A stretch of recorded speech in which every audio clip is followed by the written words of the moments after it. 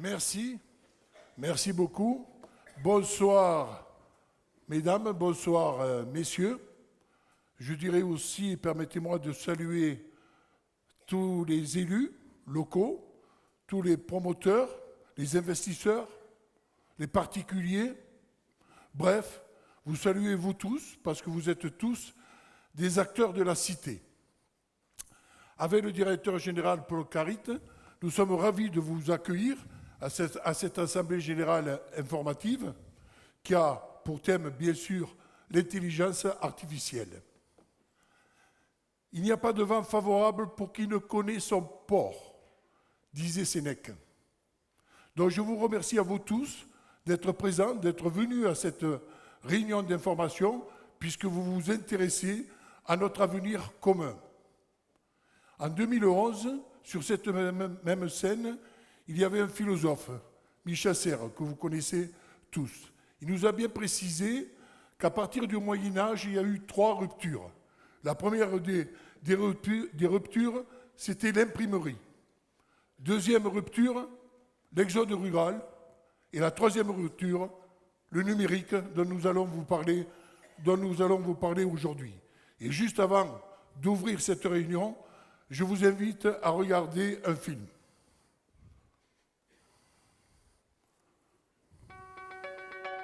Vous vous souvenez quand vous immortalisiez cet instant? Et quand vous alliez louer votre cassette ici?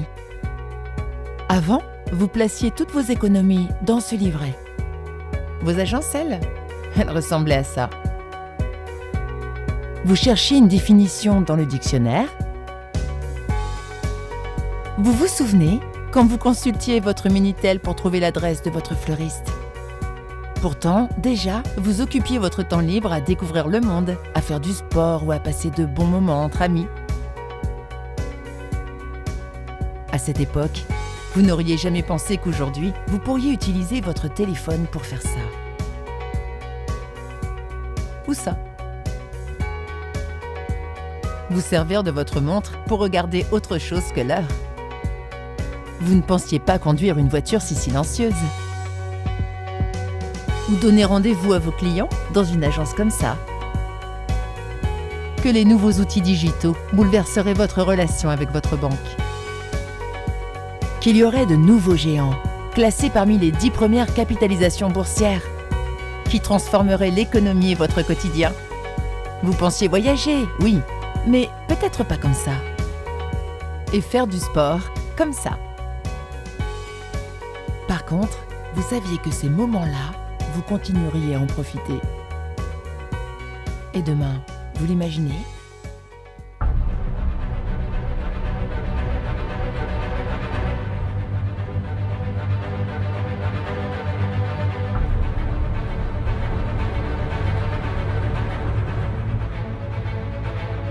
Dans quelques années, votre journée commencera comme ça, et comme ça. Vous vous déplacerez différemment. Et vous achèterez autrement. Vos enfants, eux, vivront l'école d'une autre façon. Au fait, vous n'aurez plus de smartphone. Professionnellement, vous profiterez des milliards de data pour mieux connaître vos clients. C'est cette machine qui cuisinera vos repas. Votre bar aura bien changé.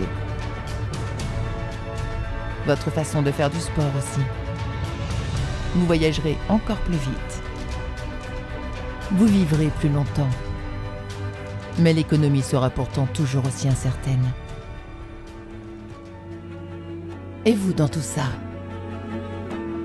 Demain, une chose est sûre, vous aurez toujours besoin d'être aidé, conseillé, protégé parfois. Vous aurez besoin de flexibilité pour allier la simplicité du digital et la valeur ajoutée du conseil et de l'humain. Vous aurez les moyens d'être encore plus proche de votre entourage. Solidarité, responsabilité, proximité, les valeurs que vous portez aujourd'hui seront essentielles pour relever les défis de demain. Alors, êtes-vous prêts ? Bien. Ce film est intéressant et je dirais même qu'il est impressionnant sur la transformation que nous avons eue depuis 40 ans. Vous vous souvenez tous des années 60 à aujourd'hui. Une transformation importante depuis 40 ans, mais cette transformation va encore continuer et encore elle va s'accélérer dans les prochains jours.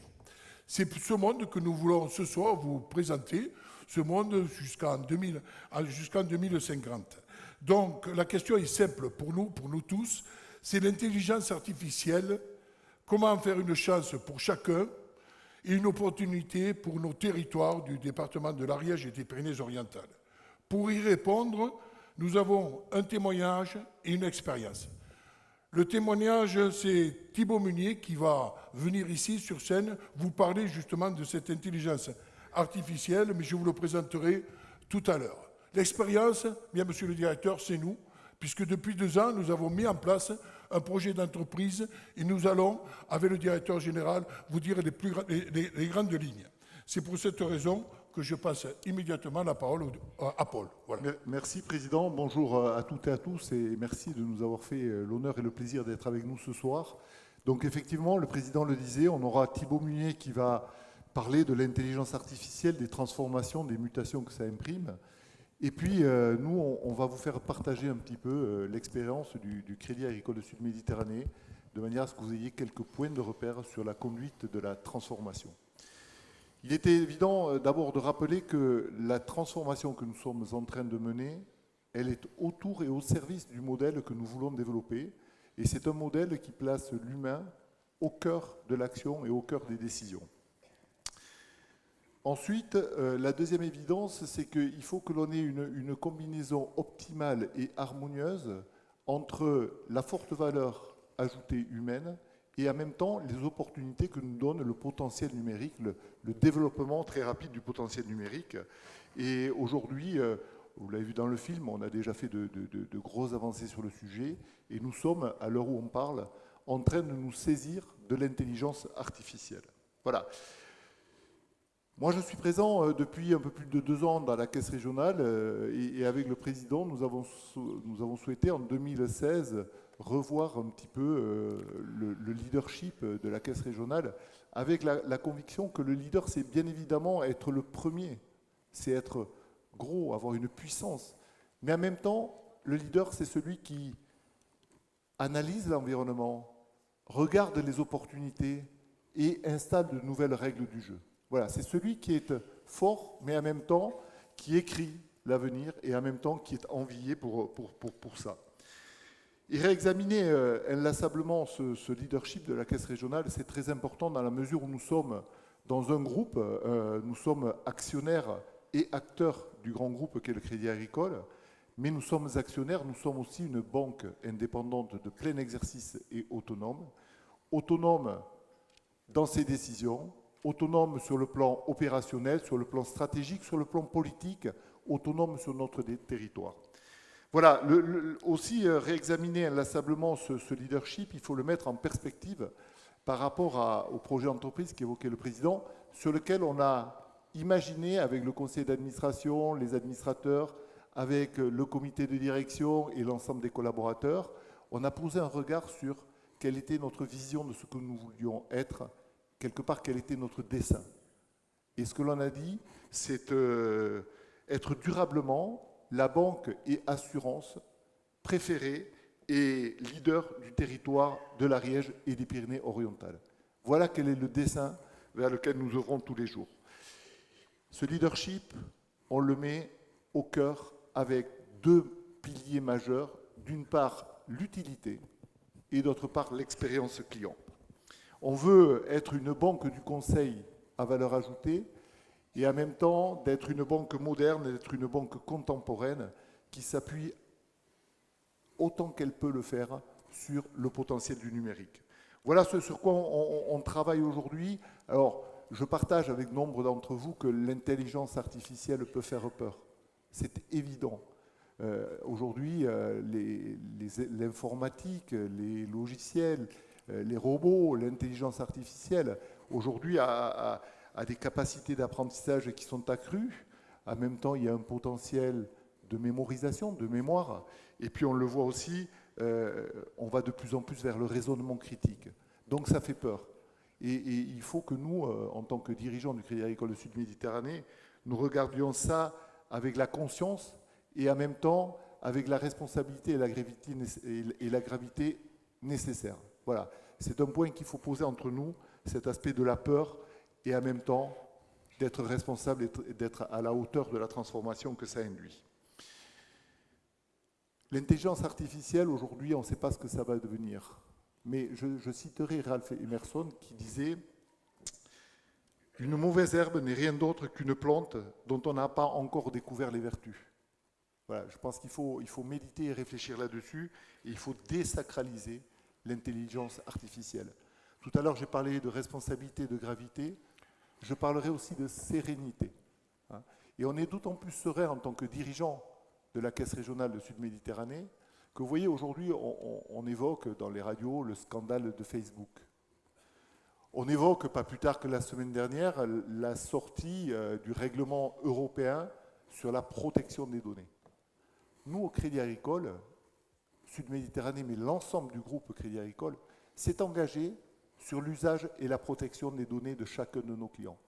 Et ça, on l'a fait en 2014 et en lien avec la relation éthique et loyale que nous voulons avoir avec nos clients. Donc on s'est emparé du sujet bien avant que les événements nous y poussent ou que la loi nous y pousse. Voilà ce que je voulais parler avec vous. Et pour démarrer un petit peu, je vous propose déjà de revenir sur 2017 au travers d'un film pour poser ce qu'est votre caisse régionale et ce que nous avons fait en 2017.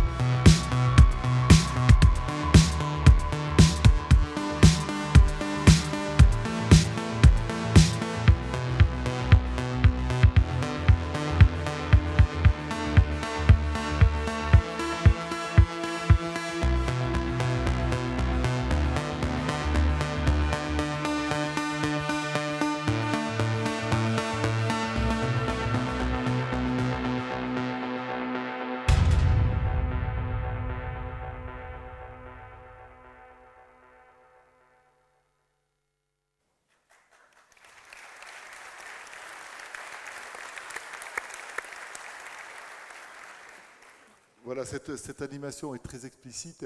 Elle montre à quel point les solutions digitales et numériques peuvent transformer notre quotidien. Ce que montre moins cette animation, c'est combien la puissance de l'intelligence artificielle des ordinateurs progresse. Je vous rappelle un seul chiffre, la loi de Moore. Elle a déjà 50 ans et elle se révèle exacte tous les jours qui passent. La loi de Moore dit que tous les 18 mois, la puissance de calcul des ordinateurs est multipliée par 2. Donc ça fait 50 ans que ça dure et ça va durer encore devant nous. Ensuite, ce qui paraît moins dans cette vidéo, puisque c'est la photo au 31 décembre, c'est comment on s'est organisé dans l'entreprise pour assurer la transformation au service de notre dessein. Et ce soir, on va en parler avec le président, on va partager sur le sujet, on va vous donner, là encore, sans prétention, des points de repère, et on fera en sorte que soient projetées les idées clés, les mots à retenir par rapport à notre intervention. Voilà. Président, tout ça, on va l'articuler autour d'une conviction et d'une certitude, et je te propose d'enchaîner. Merci. En tous les cas, moi, je suis très fier de voir un peu cette carte d'identité, cette carte de visite qui vous a été présentée. Et puis, Paul, tu viens de dire deux mots importants, deux mots clés pour le projet d'entreprise. C'est d'abord la conviction et ensuite la certitude. Alors, la conviction, c'est que nous tous, pour la transformation, nous avions une intention stratégique partagée. Ça, c'est le plus important pour tenir compte de ce que nous vous avons dit, que nous vous répétons, c'est que nous voulons être durablement la banque et assurance préférée, leader du territoire, de nos deux territoires, je répète, de l'Ariège et des Pyrénées-Orientales. Et puis, il y a la certitude. Voilà. Nous sommes certains que le numérique impliquera de nouvelles méthodes de travail. On ne pourra plus faire comme avant, on devra initier de nouvelles méthodes. Et je citerai, si vous le permettez, Joël Deronnet, qui dit que les entreprises gagnantes à partir de maintenant, bien sûr, ce sont des coopératives d'entrepreneurs individuels. Des coopératives d'entrepreneurs individuels. C'est sur cette base que nous avons mis en place notre projet d'entreprise. Alors, je dirais aussi que ce projet d'entreprise, nous l'avons mis en deux temps. D'abord, une réflexion approfondie et partagée au niveau du bureau, du conseil d'administration et du comité de direction pour déterminer, bien sûr, les principaux défis à relever et les grandes transformations que nous devons effectuer. Un deuxième temps, le plus important, puisque nous avons la ressource, c'est un travail très large.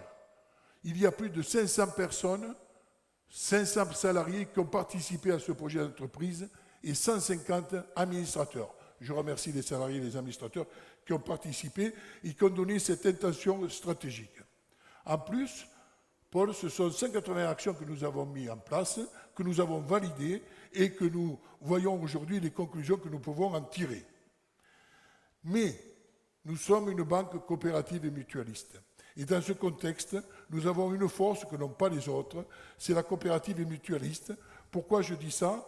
Parce que si je reprends la phrase de Joël Deronnet, qui dit que demain, les entreprises qui vont réussir, ce sont des coopératives d'entrepreneurs individuels. Et derrière cette affirmation, vous le voyez, si on analyse tous les mots de cette phrase, on s'aperçoit que le succès passera par l'addition des compétences variées. Par l'addition des compétences variées. Alors nous, au Crédit Agricole, nous sommes bien placés, nous sommes bien positionnés, puisque nous avons, et vous l'avez pu le voir, 927 collaborateurs, dont 927 experts sur le territoire. Et en plus de ces 927 experts, nous avons 514 acteurs économiques dans les deux départements. Ces acteurs économiques, bien sûr, ce sont les administrateurs de caisses locales. Alors, ce sont des chefs d'entreprise, ce sont des professionnels de la santé, ce sont des artisans, des commerçants, des agriculteurs, bref, et aussi des élus locaux. Donc, cette capacité à combiner les experts et les gens qui sont sur le terrain, bien sûr, ça représente une richesse qui est tout à fait importante pour apporter les meilleures prestations. Je reprends les paroles du directeur général quand il dit que nous sommes bien sûr autonomes, nous décidons sur place 80% de notre résultat et 80 à 90% de notre résultat est voué à développer l'économie de nos deux départements, mais nous faisons partie aussi d'un groupe important et à partir de ce groupe, nous pouvons utiliser toutes les filiales du groupe. Je citerai Pacifica, Indo-Suez, Predica, bref, tout ce qui concerne le groupe. Voilà ce que je peux vous dire. Donc notre force à nous aujourd'hui, dans le cadre de ce thème de l'intelligence artificielle, c'est de pouvoir compter sur des experts et en même temps sur des élus qui connaissent très bien le terrain.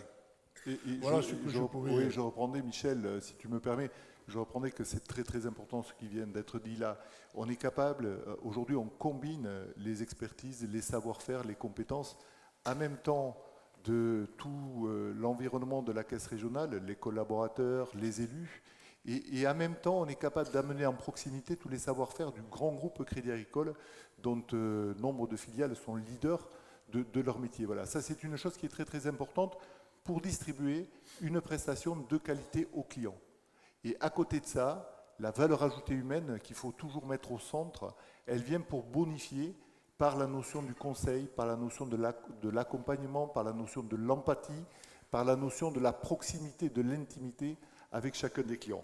Je crois que c'est très très important et pour aller encore plus loin, il faut savoir que ça demande des moyens et la caisse régionale s'est donné les moyens de réaliser son ambition, son dessein d'être le leader préféré du territoire.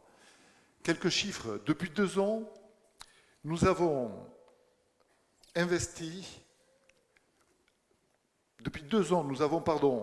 fait évoluer à 2 reprises les horaires et les modalités d'ouverture de nos agences. Depuis 2 ans, nous avons investi plus de 10 millions d'euros dans la modernisation de nos agences. Dans le même temps, depuis 2 ans, nous avons investi 20 millions d'euros pour le développement de notre informatique. Et puis, les collaborateurs, sur ces 2 dernières années, nous avons investi 6 millions d'euros à la formation de nos collaborateurs. Et puis, le projet d'entreprise, le président a évoqué 180 actions. Nous procédons au re-engineering, c'est-à-dire à la revue totale de nos processus et de nos façons de travailler. Je rajouterai un dernier chiffre. Nous avons mis 25 nouveaux collaborateurs à disposition de notre clientèle pour délivrer cette fameuse expertise. Donc vous voyez, notre modèle distributif change, a beaucoup changé, et va encore beaucoup changer. Et à côté de ce modèle distributif, il y a le modèle économique, le business model, comme disent les anglo-saxons. Et ce modèle économique, il change aussi de manière très violente par l'avènement du numérique et du digital, mais aussi, pour notre métier, par une chose qui commande un peu notre activité, c'est les marchés financiers, le niveau des taux, qui sont depuis quelques années gérés de manière très faible par la Banque Centrale Européenne. Le taux des emprunts à 10 ans de l'État qui conditionne notre activité, le taux des emprunts court terme qui lui aussi conditionne nos activités, n'ont jamais été aussi bas. D'accord ? C'est un mouvement qui est violent dans notre modèle. C'est bien pour les projets, c'est bien pour les emprunteurs parce que l'argent est facile et pas cher. En même temps, ça vient heurter notre modèle économique de banque, de plein exercice et de proximité. Voilà. Alors, à côté de ça, le digital et le numérique nous donnent des opportunités. Ça nous permet de concevoir de nouvelles offres, ça nous permet d'être plus efficaces dans la gestion du temps administratif, ça nous permet aussi d'avoir une meilleure qualité d'exécution, ça nous permet de développer des activités, d'investir de nouveaux territoires, bref, ça change notre modèle économique, je le disais. Et vous voyez à l'instant, l'activité de la banque à l'origine, c'est le crédit et la collecte. Historiquement, le crédit et la collecte ont représenté plus de 80% de nos revenus. Et puis après, on a développé des activités, on a développé le pôle assurance, on a développé l'équipement de nos clients. Et au fil du temps, il y a eu une déformation. Et en 2017, changement de paradigme. C'est la première fois où les revenus des activités, des prestations et des services sont supérieurs aux revenus du crédit et de la collecte à la caisse régionale. Voilà, c'est un mouvement extrêmement important, extrêmement violent qui vient changer l'organisation de nos métiers. Voilà, déformation du business model, mais n'ayons pas de faux rêves. Et je le dis là vers les élus, vers les collaborateurs de la caisse régionale, la déformation va continuer, elle va simplifier, elle va s'accélérer. Voilà, Président, quelques éléments sur le sujet de la transformation de notre business model et de notre modèle distributif. Oui, Paul, moi je suis tout à fait d'accord sur ce que tu viens de développer. On sait tous que l'intelligence artificielle, bien sûr, est énorme et immense et on s'y prépare déjà, on s'y prépare tous, mais en particulier au Crédit Agricole, parce que c'est un peu la guerre des talents. Vous savez que vous avez les grands acteurs tels qu'IBM, Microsoft et Apple. On a aussi une relation client qui doit progresser, augmenter. On a une évolution profonde, et tu l'as dit, sur les métiers et les emplois, compte tenu de cette évolution.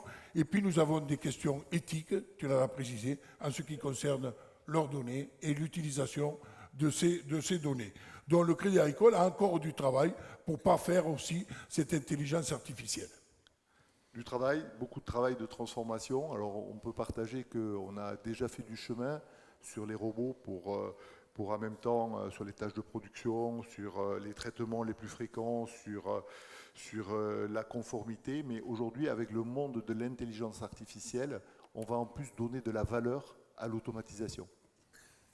D'accord ? On va aller encore plus loin. Alors, ça ne change pas la place de l'homme et de la femme. Ça ne remplacera pas la place de l'homme et de la femme. Et ça, je pense que Thibaut, tout à l'heure, nous en fera la démonstration. Pour autant, ça va changer le métier et l'organisation de nos entreprises. Et la Caisse régionale, sur le sujet, veut être avant-gardiste, elle veut être référente. Référente pour nos clients et sociétaires, référente pour notre territoire, mais aussi référente au sein du groupe Crédit Agricole et des 39 caisses régionales pour le bien de chacun. Voilà, on va aller de plus en plus délivrer des prestations sur mesure, sophistiquées, qui répondent aux attentes des clients. On va en même temps consolider notre compétitivité tarifaire.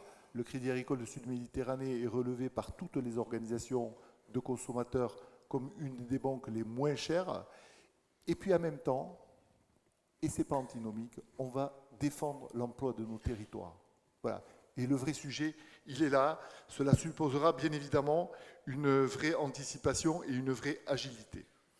Je vous propose qu'on passe du reste sur l'anticipation et l'agilité pour vous dire que, le Président l'a évoqué, hein, on va être sur de nouvelles façons de travailler, sur des nouveaux modes de travail. On va être beaucoup plus sur des façons de travailler plus ouvertes, plus transversales, ouvertes sur nous-mêmes, mais ouvertes aussi sur l'extérieur. Ça veut dire qu'il y a un changement notoire, et là vient le rôle essentiel des managers. Le rôle des managers va être de plus en plus central et décisif. Voilà, il va falloir que les managers, qui aujourd'hui sont dans des responsabilités hiérarchiques, demain soient des promoteurs d'initiatives, soit des promoteurs d'ouverture, des promoteurs de talent, au service de la trajectoire cohérente que nous avons bâtie et en même temps pour une expérience client augmentée. Voilà. Ça, c'est un élément absolument important et pour faire cela, on a revu l'ensemble de notre modèle managérial. Quelles compétences, quelles références, quelle posture, quelles actions, quelles relations. Et on a redéfini le cadre managérial, le modèle managérial que nous voulions pour conduire le projet, toujours en cohérence avec notre projet. Et on s'est engagé, depuis quelques jours du reste, dans une démarche individuelle et collective de monter en compétence de chacun des collaborateurs de la Caisse régionale. À côté du rôle des managers, il faut voir aussi que nos métiers évoluent, que nos métiers vont beaucoup évoluer. Et quand on regarde les analyses les plus audacieuses, elles prédisent aujourd'hui qu'en 2030, 70% des emplois seront des emplois nouveaux par rapport à ce que nous connaissons aujourd'hui. 70%, 7 emplois sur 10 n'est pas connu à aujourd'hui, sera différent en 2030. 2030, c'est demain, c'est dans 12 ans, c'est demain. Et même si ce chiffre, on peut le contester, il y a vraiment une tendance de fond. Et par rapport à ça, ben, il faut anticiper. Et ça passe par un chantier ambitieux que l'on a ouvert sur la gestion prévisionnelle des emplois et des compétences. Les questions auxquelles on veut répondre sont simples. C'est quels seront les emplois de demain? Les emplois en contenu, les emplois en nombre. C'est quelles seront les nouvelles compétences qui sont aujourd'hui émergentes et qui s'installeront demain. A contrario, c'est quelles compétences vont disparaître, sont en voie d'extinction. Et puis, il faudra qu'on réfléchisse sur les compétences rares qui font la différence. On va réfléchir aussi quel sera l'emploi en niveau et en même temps quels seront les niveaux des emplois. Donc vous voyez qu'il y a un sujet extrêmement puissant derrière. On sait que la tendance est lourde, il y aura moins d'emplois peu qualifiés et beaucoup plus d'emplois qualifiés ou très qualifiés. Et pour ça, ben, il faut mettre en place la gestion prévisionnelle des emplois et des compétences que j'évoquais. Ça veut dire qu'il faut construire des plans de formation qui soient adaptés et construire des plans de formation et plus loin, construire des parcours professionnels qui soient adaptés. En même temps, il faut garantir, et c'est très vrai parce que nous sommes le Crédit Agricole, c'est-à-dire que nous avons un contrat social qui nous lie avec tous les collaborateurs, nous devons garantir l'employabilité aujourd'hui et demain de chacun d'entre eux. C'est un point extrêmement important. Et enfin, je rajouterai, pour terminer, bien évidemment, et vous l'avez compris, vous avez vu tout à l'heure, nous avons recruté en 2017 21 contrats à durée indéterminée. C'est sûr qu'il faut que là aussi, on fasse du travail sur notre politique et sur nos pratiques de recrutement. Voilà, Président, ce que je voulais aborder. Alors, sachant que Thibault vous en parlera tout à l'heure, mais lui avec une vision beaucoup plus large, avec plus de hauteur, au-delà du Crédit Agricole de Sud-Méditerranée. Oui, merci, Monsieur le Directeur. Donc, bien sûr, Thibault va nous parler tout de suite. Il va nous parler de l'intelligence artificielle au singulier ou même peut-être des intelligences artificielles au pluriel. Donc, j'invite Thibault à nous rejoindre.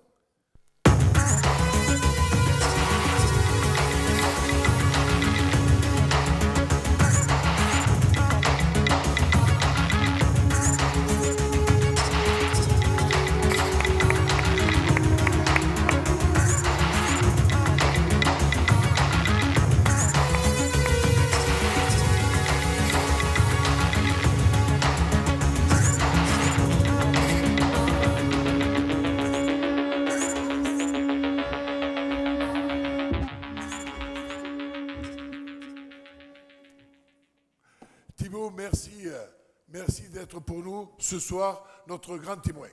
Alors je me permets de vous présenter. Vous êtes Thibault, le fondateur de la start-up 1000 Merci. Vous travaillez sur les machines apprenantes depuis 15 ans. Vous êtes un des pionniers de la publicité et du marketing interactif. Vous êtes l'un des fondateurs du cercle de réflexion sur la renaissance numérique. Vous êtes diplômé de l'école de management de Lyon et êtes titulaire de MBI de l'Université du Texas et puis d'un master de recherche de Paris-Dauphine. Enfin, vous êtes conférencier à Stanford, Harvard et Wharton sur le thème de l'intelligence artificielle. C'est un honneur pour nous de vous écouter et je vous laisse la parole. Merci Michel.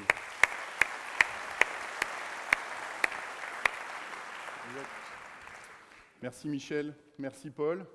La première fois, quand Paul m'a proposé, je devrais dire suggéré, de venir vous parler, je me suis dit qu'il était complètement fou parce que le sujet de l'intelligence artificielle, c'est à peu près le sujet le plus risqué, je devrais dire casse-gueule, tant on entend tous parler tous les jours des problèmes, des risques, des accidents maintenant, et donc qui sont causés par l'intelligence artificielle. Pourtant, il se trouve que je suis tombé dedans, il se trouve que c'est ma passion, et il se trouve que j'ai la chance d'être entrepreneur, d'avoir créé 1000 Merci avec Isolis Cost depuis 18 ans.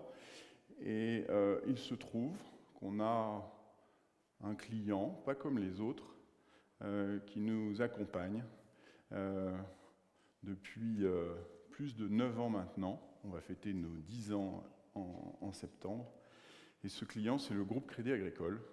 Donc, c'est un groupe qui, sincèrement, nous a beaucoup aidés, beaucoup impressionnés par sa fidélité, par sa compréhension de l'entrepreneuriat. Et c'est une évidence pour moi aujourd'hui que de venir partager avec vous ma passion dans ce cadre, un peu loin de mes bases, mais tellement heureux d'être avec vous. Et puis, une dernière raison, c'est que je crois que le sujet du jour, alors Paul m'a demandé de le formuler comme étant l'intelligence artificielle, une chance pour chacun, une opportunité pour notre territoire. Bon courage. Je crois que l'intelligence artificielle, c'est un sujet qui nous touche tous. Personne ne peut se dire à l'écart de ce sujet-là. Et j'ai envie de dire, personne ne doit penser qu'il est loin de ce sujet-là. Et si vous êtes là aujourd'hui, c'est parce que vous sentez que c'est un sujet qui compte. Et je crois que, en tant que témoin privilégié de cette révolution, depuis 18 ans, et en particulier depuis 4 ans, puisque j'habite sur le campus de Stanford, à 200 mètres de là où Google a créé et développé son premier serveur, à 500 mètres de là où Steve Jobs venait tous les jours, marcher, réfléchir, discuter, se tromper. Je crois que c'est important de témoigner et de partager avec vous cette passion, les craintes qu'il y a, comme dans toute révolution qui s'annonce, et puis également les opportunités. Évidemment, pour les opportunités, pour chacun d'entre nous, pour nos enfants, pour nos parents, pour ceux qui sont au cœur de cette révolution, pour ceux qui n'y sont pas encore, pour ceux qui ne savent pas quel choix de métier ils vont faire, pour ceux qui veulent changer de métier, faire une formation, pour toutes ces raisons-là, et en particulier pour ceux qui peut-être s'en sentent un peu loin, c'est essentiel de partager avec vous. Alors voilà, je vous invite à un voyage dans le temps, parfois dans l'espace, dans le passé, dans le futur aussi. Et puis, vous verrez, j'espère, que l'intelligence artificielle, c'est un sujet qui est passionnant, mais drôle aussi. On y parle beaucoup de chiens, de chats, de cuisine, de beaucoup d'illuminés aussi, qui font au quotidien ce domaine qui, encore une fois, commence à rayonner un peu partout dans nos vies. Alors, la première chose à vous dire, c'est qu'on parle d'un sujet qui n'a rien de nouveau. Il y a bientôt un siècle, Isaac Asimov écrivait le grand livre des robots. Je vous invite à le lire parce qu'il avait tout compris avant tout le monde. Et il nous a parlé très clairement des véhicules autonomes, des routes pour les véhicules autonomes qu'il faudrait construire, des risques que ça comporterait, des bénéfices peut-être. Et puis, les robots, c'est aussi Metropolis de Fritz Lang. Vous voyez qu'à l'époque, on représentait les robots, l'image du robot, comme celle d'un humanoïde, d'un homme ou d'une femme. Mais c'est très amusant de voir que l'homme a toujours besoin, dans une innovation comme celle-ci, de se projeter, de se réinventer. Et puis, un peu plus tard, dans les années 50, les premiers ordinateurs arrivent. Alors voilà à quoi ça ressemblait. C'est toujours fascinant de regarder ces images, c'est un peu touchant. On ne comprend pas bien ce que font ces femmes si bien habillées, à connecter des fils derrière des armoires. Surtout, il faut se dire que, bien entendu, chacune de ces pièces entières est infiniment moins puissante que chacun des téléphones que vous avez en ce moment même. dans vos poches que peut-être vous regardez pendant qu'on se parle. Et puis j'avance encore un peu, 1956, à un moment important, un vieux parchemin, on utilisait du papier à l'époque, et deux chercheurs invitent leurs collègues à réfléchir pendant l'été sur un campus américain à une espèce de sujet qui commence à sortir. Et ils parlent, ils l'écrivent, d'un projet de recherche d'été, parce que les chercheurs aiment bien s'occuper pendant l'été, et ils parlent d'intelligence artificielle. Ces deux chercheurs, c'est M. Newell et puis Herbert Simon, qui, vous le savez, quelques années plus tard, aura le prix Nobel d'économie pour la rationalité limitée. Alors qu'est-ce qu'ils disent? Qu'est-ce qu'ils ont senti déjà à l'époque? C'est qu'au fond, chaque œuvre de l'esprit pourrait en principe être décrite si précisément qu'une machine pourrait être programmée pour reproduire cette œuvre de l'esprit. Donc tout est là, tout est finalement dans ces quelques pages, ces quelques lignes. L'objectif, en toute simplicité de leur petit colloque estival, ça va être de résoudre des problèmes intellectuels grâce à un calculateur, grâce à un programme qui calcule. Et puis, on avance un peu, c'est bien joli cette idée de l'intelligence artificielle, mais on arrive à une question beaucoup plus stratégique et beaucoup plus importante. Je vous demande de vous concentrer sur cet écran et de me dire, ou de dire à votre voisin, combien vous voyez de chiens et combien vous voyez de muffins. Parce que c'est ça les vrais sujets de l'intelligence artificielle. Alors vous rigolez, vous me dites, ouais, ok, bon, on voit bien la différence entre un chien et un muffin. Il n'a pas fait 9000 km pour m'expliquer comment on distingue les deux. Ok, j'accepte. Je ne vais pas faire le test. Je vous dis simplement que très souvent, il y a beaucoup d'erreurs chez les humains. Et puis, on voit bien que ce n'est pas si simple. Parce que quand même, on comprend que ça se ressemble un peu, les deux. Bon, alors maintenant, je vous demande de faire une nouvelle chose. C'est d'imaginer que vous êtes une machine. Alors je sais, ce n'est pas agréable, vous avez tous sauf envie d'être une machine, mais imaginez que vous êtes une machine. Et là, comment vous faites pour distinguer les deux? C'est un petit problème qui a démarré il y a 50 ans. Et pendant 40 ans, on a recruté pour résoudre ce problème des gens, alors il y en a peut-être dans la salle, donc je vais me méfier, mais des gens qui exercent des fonctions que je pourrais au nom exotique. Des sémanticiens, des cognitivistes, des passionnés du cerveau humain, des passionnés du raisonnement humain, des gens qui ont essayé, pas à pas, de reproduire le raisonnement d'un cerveau humain, en se disant, et en disant à la machine, alors, qu'on soit bien clair, un chiot, ça a une truffe, des oreilles, du poil. Je vais t'apprendre ce que c'est qu'une truffe, je vais t'apprendre ce que c'est que des oreilles, je vais t'apprendre ce que c'est que du poil. Ça, c'est bien, c'est logique, on a fait pareil pour le muffin. Problème, ça prend du temps. Ça prend tellement de temps que 40 ans après, on n'était pas très loin. Et là, il s'est passé un truc, et il ne s'est pas passé un truc il y a des dizaines d'années, il s'est passé un truc en 2012, il y a 6 ans. Il y a 6 ans, on a commencé à ressortir du placard des modèles statistiques, qu'on avait un peu mis de côté en disant « ça ne marchera jamais ». Moi, je le sais parce que quand j'ai démarré ma thèse, je voulais faire ce type de modèle et on m'en a dissuadé.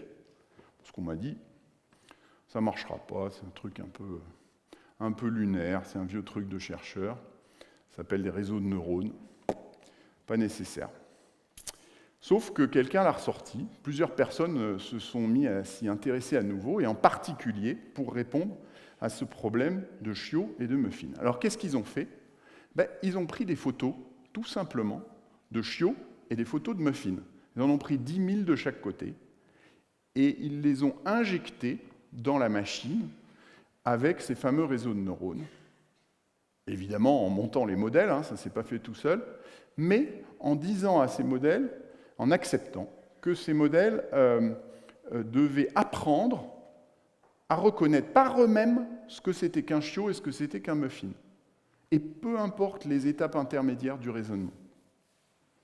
Ils ont fait ça, et ils ont fait progresser subitement la science dans ce domaine. Et tout d'un coup, les machines se sont mises à reconnaître beaucoup, beaucoup plus vite et beaucoup mieux, avoir beaucoup moins d'erreurs, les images. Et on voit sur ce slide qu'on est passé, en quelques années, par exemple, de 28% de taux d'erreur à 7% pour l'image, et pour la voix, de 26 à 4%. Alors vous me direz, c'est bien joli votre truc, mais la prochaine fois que je verrai une voiture autonome arriver dans la rue, si je sais qu'elle a 7% de me prendre pour un chiot ou un muffin, 7% de chance, il y a moyen que je ne traverse pas la rue. Je suis assez d'accord avec vous. Mais ça, c'est pour les chiots et les muffins. On a tous confiance dans le fait que pour les humains, ça marche beaucoup mieux. En tout cas, ça progresse. Et c'est ça qu'il faut retenir. Alors, une petite définition, il n'y en aura pas beaucoup. L'intelligence artificielle, c'est un ensemble de techniques qui permettent à des machines d'accomplir des tâches et de résoudre des problèmes qui sont normalement réservés aux humains et à certains animaux. Ça, c'est une définition de Yann LeCun, qui est un grand chercheur français en intelligence artificielle, qui, en 2012, a fait partie des personnes clés qui ont ressorti des réseaux de neurones profonds, pour pouvoir s'attaquer à des problèmes relativement anciens et qui ont connu le succès dont on vient de parler. Alors je vous invite à aller chercher son nom sur YouTube et à regarder notamment son exceptionnelle conférence qu'il a faite au Collège de France. Ce monsieur Yann LeCun, qui était professeur à New York, a été recruté peu après par une petite entreprise au logo bleu qui commence par un F et dont il est le patron de l'intelligence artificielle. Alors voilà quelques dates. En 1997, un tournant s'est passé. Je vous l'ai dit, les chercheurs étaient désespérés, ça faisait 40 ans qu'ils cherchaient à reconnaître des muffins et ça n'avançait pas des masses. Et puis là, Deep Blue, l'ordinateur d'IBM, a battu Kasparov, champion d'échecs, je suis sûr que vous vous en souvenez. Ça a été un tournant. Et puis en 2011, on a eu un deuxième tournant, alors là c'était le coup de grâce, c'est que l'IA, l'intelligence artificielle, s'est intéressée à Jeopardy. Alors, je ne sais pas si vous jouez souvent à Jeopardy, mais c'est assez marrant parce que, enfin moi ça ne m'a jamais fait rigoler, mais en principe, le principe c'est qu'il faut deviner la question à partir de la réponse. C'est assez compliqué, il faut bien le reconnaître, c'est peut-être pour ça que ça ne me plaît pas tant que ça. Mais alors, il y a des champions, notamment Ken Jennings, sur votre écran à gauche ici, qui a gagné, je crois, certains le savent peut-être mieux que moi, mais 5 ans, 6 ans non-stop, enfin, un truc, une série ininterrompue. Quelqu'un sait ? Non. Il avait gagné sans discontinuer pendant des années. Et donc, on l'invite, on lui dit, mon gars, Ken, on va te présenter Watson, le dernier ordinateur d'IBM. On a un peu bossé sur le sujet, et on aimerait bien que tu l'affrontes. Donc, ils prennent les deux meilleurs champions. Il y a Brad aussi, qui est là, et ils mettent au milieu notre ami Watson, ordinateur d'IBM, dans la salle, tension extrême, moins de monde qu'aujourd'hui, puis surtout moins intéressant, mais enfin, plein d'ingénieurs d'IBM, passionnés, avec des bannières, vas-y, go Watson, go. Bon.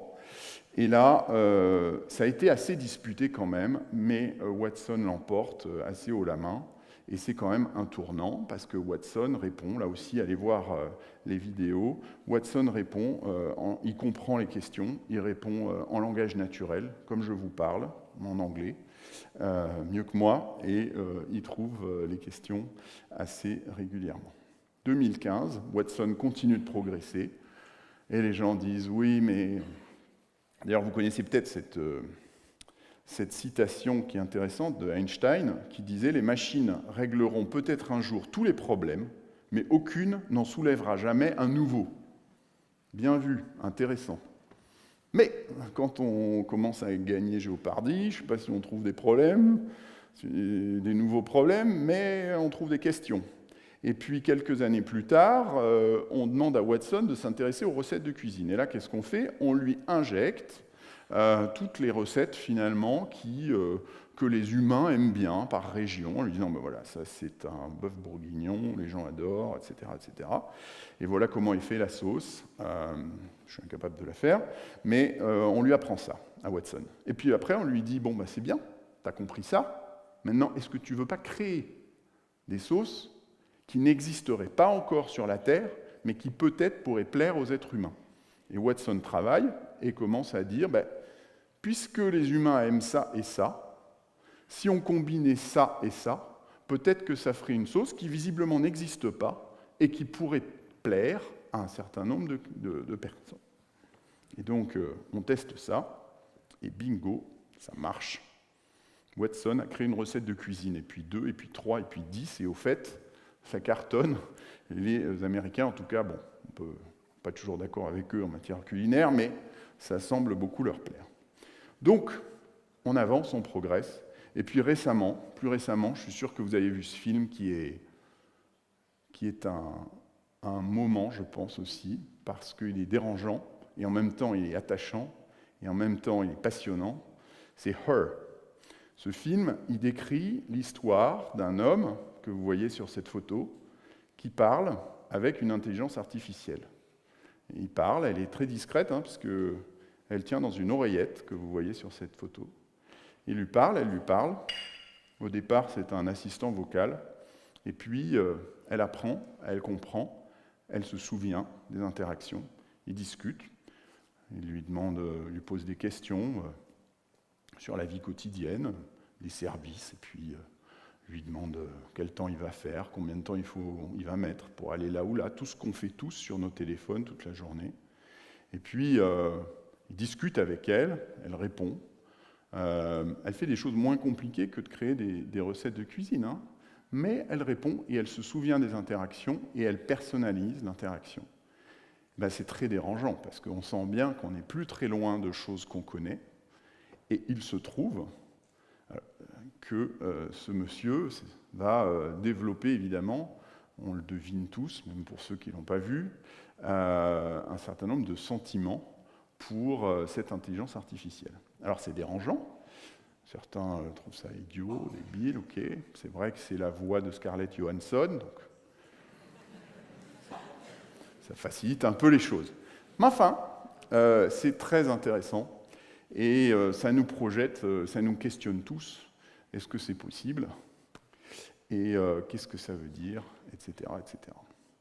Alors pourquoi une telle accélération? Pourquoi c'est allé aussi vite et pourquoi ça va de plus en plus vite?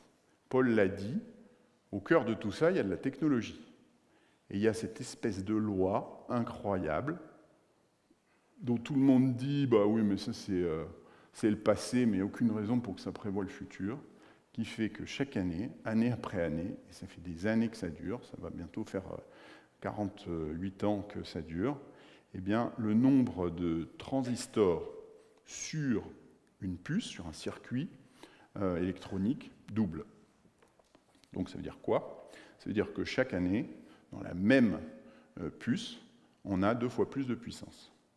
Donc vos téléphones, chaque année, à volume équivalent, sont 2 fois plus puissants. Comme ils sont 2 fois plus puissants, tout le monde peut travailler, des gens comme nous, des gens comme tous les acteurs de la technologie, pour faire des choses plus sophistiquées qui permettent d'avoir des interactions de plus en plus sophistiquées. Ça, c'est au cœur de cette possibilité. Si on en était resté à nos ordinateurs dans les années 50 qui rentraient dans cette pièce, nos téléphones ne seraient pas jolis à voir, je vous le dis tout de suite.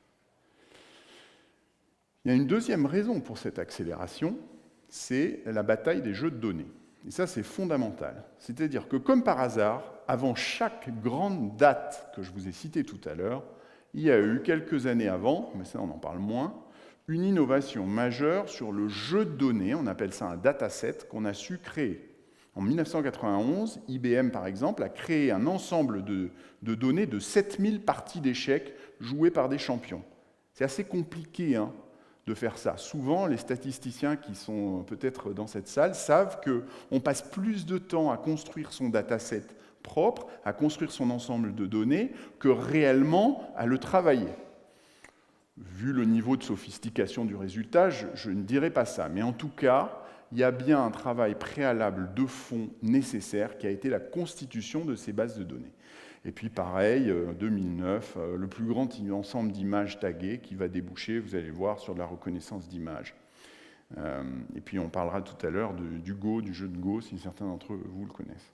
En tout cas, on voit que la collecte de données est indissociablement liée au développement d'intelligence artificielle. Et notamment, vous avez vu tout récemment, je crois qu'en France, ça vient de sortir la semaine dernière, les assistants vocaux, celui d'Alexa, d'Amazon, à gauche sur votre écran, qui, bien entendu, va être la réplique à OK Google.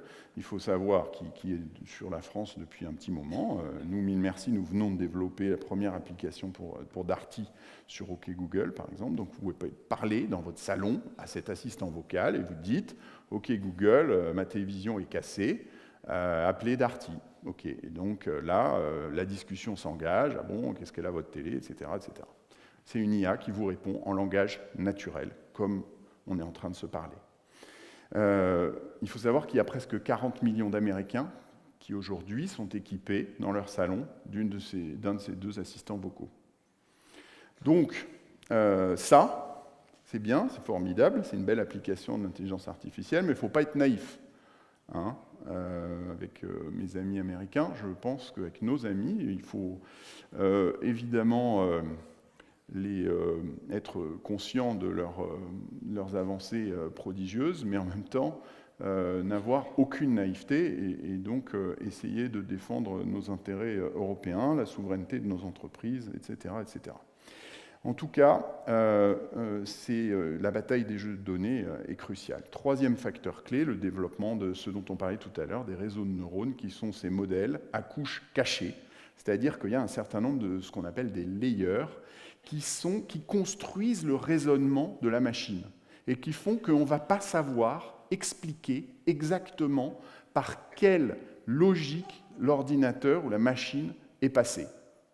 Ça fait très mal à un être humain, parce que, surtout nous, Français, on aime bien comprendre ce qui se passe. Voilà. Sauf que, faut bien reconnaître que si on n'avait pas, et en plus, vous voyez quelques Français qui ont été très moteurs dans ce sujet, adopté et utilisé les réseaux de neurones, on n'en serait pas là où on en est. Donc c'est absolument crucial dans le développement. Évidemment, il y a eu beaucoup de sophistication après, les réseaux convolutionnels, etc. On va passer vite, mais c'est au cœur des progrès spectaculaires qui ont été faits. Alors ces réseaux de neurones, nous Français, et ils nous rappellent quelqu'un, alors qui n'était pas de Perpignan, je m'en excuse, mais qui était de Clermont, qui a fait parler un peu de lui. Il s'appelait Blaise.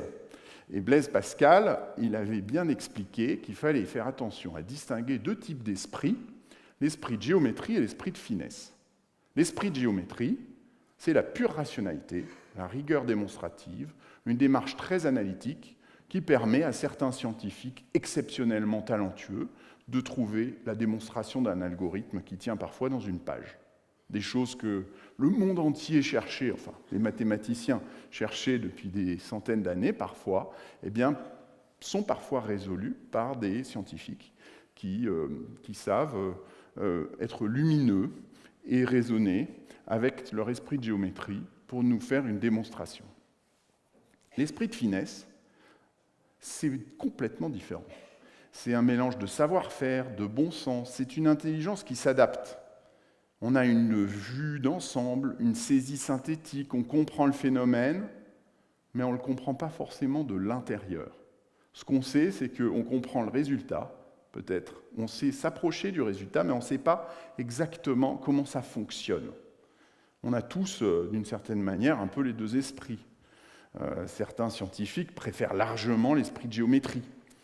Mais l'esprit de finesse, c'est très proche finalement de l'approche scientifique qu'on a avec un réseau de neurones, c'est qu'on arrive à reproduire une situation, à prévoir ce qui va se passer, à détecter une image, mais on ne sait pas très bien ce qu'il y a derrière.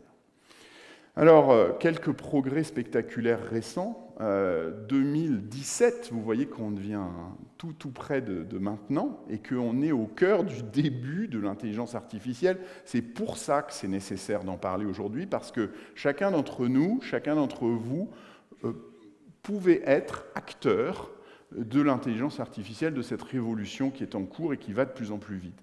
Google Translate, très intéressant, qui permet maintenant juste de résoudre le problème des langues qu'on ne parle pas et qu'on ne comprend pas.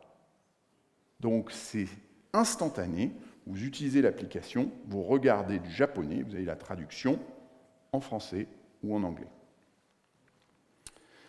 Alors, la reconnaissance d'image, c'est assez amusant, je ne sais pas si vous voyez bien ce qu'il y a ici, mais il y a le meilleur et puis il y a le pire. Alors c'est très amusant. Le principe, c'est qu'on va prendre une image, des images, et on va les injecter et demander à un ordinateur qu'on aura dressé auparavant, une IA, on va lui demander de nous dire ce qu'elle voit sur la photo. Vous allez me dire, c'est débile, je sais ce qu'il y a sur la photo. Oui, mais on comprend bien que si on arrive à avoir de la part d'une machine une description précise d'une photo, on aura fait une sorte de progrès absolument gigantesque qui certainement pourra nous servir à plein de choses. Et effectivement, quand on lui présente la photo en haut à gauche, il nous répond bah oui, c'est un groupe de jeunes gens qui sont en train de jouer à un jeu qui s'appelle le frisbee. Voilà. En dessous, il nous dit bah, c'est un troupeau d'éléphants, évidemment, qui est en train de marcher sur un champ humide. Pas mal. Ça, c'est le bon côté. Il y a aussi un mauvais côté.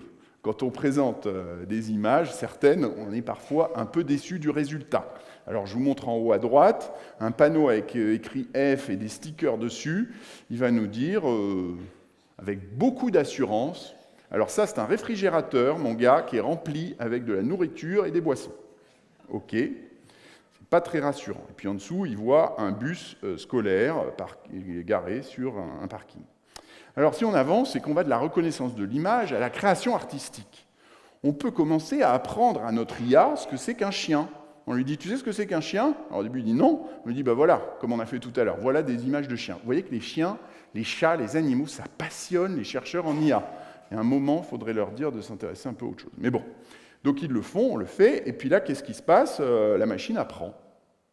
Ok, elle apprend ce que c'est qu'un chien. Alors après, on va un cran plus loin, et au lieu de lui demander de décrire l'image, on lui dit, est-ce que tu pourrais nous dessiner un chien?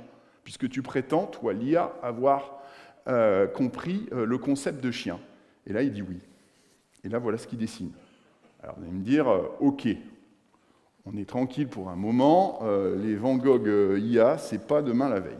C'est vrai, mais vous voyez qu'on peut l'encourager, donc on lui dit « Good, that's a sign that you learned the concept dog ». Et donc on progresse, on lui apprend.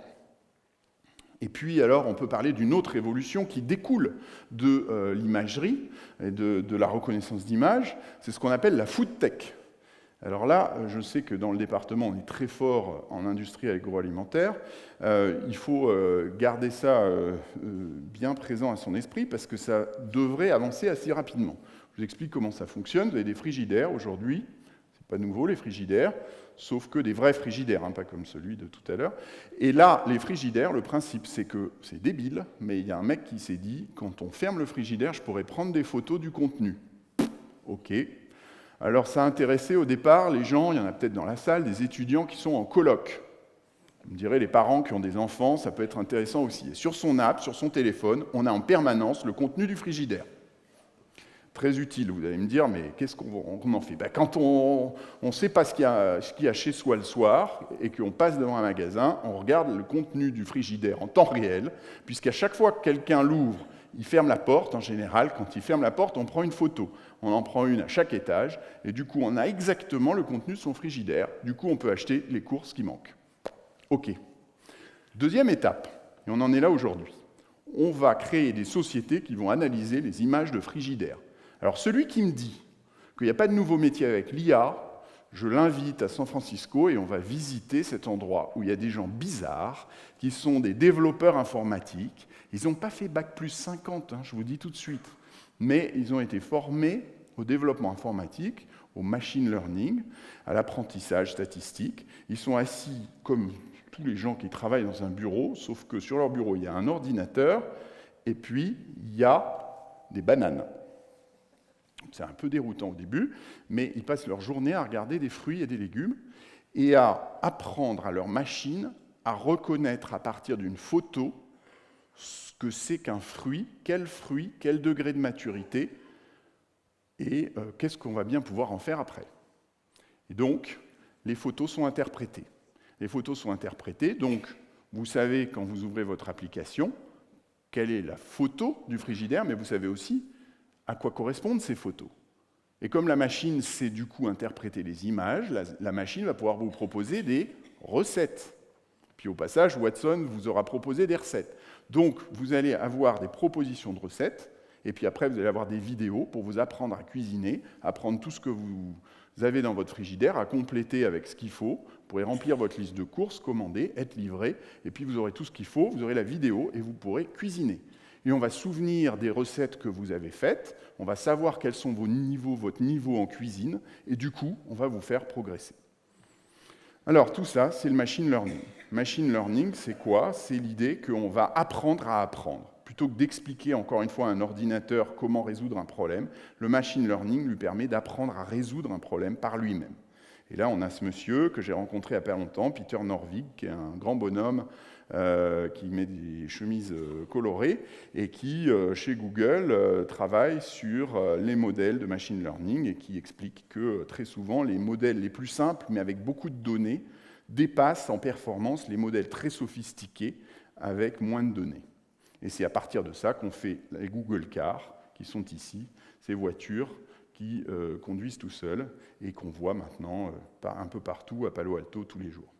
Alors AlphaGo, c'est ce jeu de Go extraordinaire, et là DeepMind, une société qui s'appelle DeepMind, qui fait partie de Google, a l'année dernière fait réussi la prouesse en 3 heures d'atteindre le niveau d'un humain débutant AlphaGo. C'est-à-dire que 3 heures avant, il ne connaissait pas les règles, on lui a donné les règles, il a appris à jouer, il s'est trompé au début, il a généré, comme on lui a appris les règles, il a compris les règles, il a généré des parties. Et il a vu qu'il perdait, et il a joué contre lui-même. Et il a appris tout seul. Ça, c'est fascinant. Il a appris à jouer. Alors ça lui a pris un peu de temps, mais en 3 jours, il était au niveau d'un humain. Et en 3 heures, en 3 jours, il a battu le programme qui avait lui-même battu le champion du monde en 2016. Et en 40 jours, il a écrasé la version la plus performante de l'année d'avant par un score de 100-0. Ça, c'est un peu inquiétant, vous allez me dire. Alors, on peut aussi générer des fausses images, des fake news. Toutes ces images, elles ont l'air vraies, des images de chambres, de pièces, de salles de bain, de chambres à coucher, elles sont toutes fausses, toutes créées par un programme informatique à partir de rien, à qui on a appris ce que c'était qu'une chambre, et qui du coup a su créer. Comme tout à l'heure, on dessinait un chien, mâle, là, elles savent générer des photos. Alors si on avance encore un peu, on peut faire du morphing en temps réel. Là, vous avez une photo en entrée de Schwarzenegger, et puis vous avez quelqu'un qui fait du karaoké, qui ouvre la bouche en grand. D'accord ? Évidemment, ça marche en vidéo. Elle commence à chanter, et qu'est-ce qu'on fait ? On va prendre les expressions du visage de la personne qu'on filme, et on va modifier en temps réel, comme tout à l'heure sur une image, quand on générait les fausses images, on va modifier, créer une vidéo en temps réel de Schwarzenegger en train de faire les mouvements que la personne fait elle-même. Alors là, ça veut dire que s'il y avait M. Mélenchon ici, évidemment, vous imaginez que son hologramme pourrait aussi dire plein de choses et que peut-être quelqu'un d'autre à l'autre bout du monde utiliserait son image pour lui faire dire des choses qu'en réalité, il n'a pas du tout dit. Donc là, vous avez compris le problème des fake news. Bon, M. Mélenchon, il n'a pas besoin qu'on lui fasse dire des choses incroyables pour les dire tout seul. Mais c'est peut-être un mauvais exemple, je suis d'accord avec vous. Mais ça veut dire que demain, en cours d'histoire, on prendra une photo de Napoléon, et puis quelqu'un vous le fera arriver dans la salle. On pourra discuter avec ses ancêtres. On pourra tourner un film de Star Wars avec un acteur qui est mort il y a 20 ans. Où va la réalité? Qu'est-ce que c'est que la réalité? On est en plein dans ce genre de questions. Alors je vais quand même répondre aux questions de Paul Carit. Une chance pour chacun. Est-ce que l'intelligence artificielle, c'est une chance pour chacun? Je ne sais pas. Voilà mon quotidien. Voilà quelques scènes de la vie de tous les jours à Palo Alto, en Silicon Valley, en Californie, en 2018. La semaine dernière, au centre commercial, en haut à gauche, il y a cette espèce d'horrible machin, qui est un robot, qui est assez imposant, 2 mètres de haut, et qui peut aller très vite et qui assure la sécurité. Si quelqu'un crie un peu trop fort, il arrive. Il se déplace et je vous promets que enfin, moi je n'ai pas essayé parce que je crie rarement dans les supermarchés, mais je l'ai vu en démonstration, c'est assez impressionnant. Hein. D'abord, il arrive très vite, il est très très lourd, ça fait un peu d'effet. On a moins envie de crier. Donc ça, c'est un robot qui assure la sécurité. Il y a des plus petits robots, on ne savait pas ce que c'était, ils passaient devant notre bureau, là. Ça, c'est en haut à droite. Et ça, c'est des robots livreurs. Alors ça, c'est en test, hein, ça ne marche pas toujours bien, ils restent plantés au milieu de la rue, bon, c'est un peu la pagaille parfois, mais c'est quand même très intéressant. Et ça part du supermarché, pour les gens qui ne peuvent pas porter leur sac ou ne veulent pas, et puis on programme l'adresse, et puis ça apporte tout ça chez vous. D'accord ? En bas à gauche, ça c'est plus à San Francisco, juste à côté, on a un énorme problème en ce moment, je ne sais pas si vous avez le même encore déjà ici, c'est les trottinettes électriques, qui sont intelligentes, pas autonomes, pas encore, mais par contre, alors, elles sont en libre circulation. Vous les prenez, vous n'avez qu'à télécharger l'app, vous payez avec votre app et vous la laissez n'importe où sur le trottoir. Et un suivant passera et dira, bah tiens, moi justement, je rentrais chez moi, hop, je prends la trottinette, d'accord ? Donc c'est pratique en théorie, en vérité, il ne faut pas venir à San Francisco en ce moment parce que c'est un bazar, vous ne pouvez même pas imaginer, il y a des trottinettes partout parce que les gens, du coup, ils n'ont pas besoin, si vous voulez, de les plugger, de les ranger quelque part. Donc les gens font n'importe quoi. Donc il faut tous qu'on apprenne à utiliser ça, mais c'est quand même une sacrée innovation. À Cupertino, juste à côté de Palo Alto, vous avez un butler, un majordome dans un hôtel. Il y a beaucoup de gens qui font de l'hôtellerie par ici. Peut-être que demain, en complément, pas en concurrence avec les gens qui travaillent dans l'hôtel, il y aura un butler comme ça qui passera dans les couloirs et qui pourra répondre aux questions de tout le monde, assurer plein de choses qu'on pouvait avant difficilement faire. À Stanford, sur le campus où j'habite, on annonce très prochainement l'arrivée de ce minibus qui s'appelle Oli. Vous savez, comme il n'y a pas beaucoup de transport public aux États-Unis, les universités transportent beaucoup de gens et elles ont leur propre bus. Et il y a 2 ans, il fallait que l'université achète des bus. Alors d'habitude, pour acheter des bus, on fait un appel d'offres. Pour moi, ça m'est jamais arrivé d'acheter un bus, mais l'université, elle achète des bus. Donc elle fait un appel d'offres, elle envoie aux grands constructeurs mondiaux de bus, et puis on attend leur réponse. Ils ont fait ça, ils ont été assez déçus des réponses. Et en revanche, il y a un petit mec en Californie qui a dit « Moi, je veux bien répondre, mais je vous préviens, ça sera un peu différent. » Bon, qu'est-ce que c'est ? Voilà, en fait, moi, j'imprime des bus en 3D. Et alors donc, il nous a fait venir, il a fait venir Stanford dans sa pièce, et là, effectivement, un gigantesque ordinateur, un peu comme celui de tout à l'heure, qui imprime des bus en 3D. Sauf qu'ils sont imprimés en 3D, ils sont autonomes, ils marchent tout seuls, et ils sont 100% électriques. Donc l'université a dit, ils ont réfléchi, ils ont dit complètement barré ce mec, mais ça marche. Donc on va devenir imprimeur de bus. Donc une université devient imprimeur de bus. Elle a sa propre usine de bus.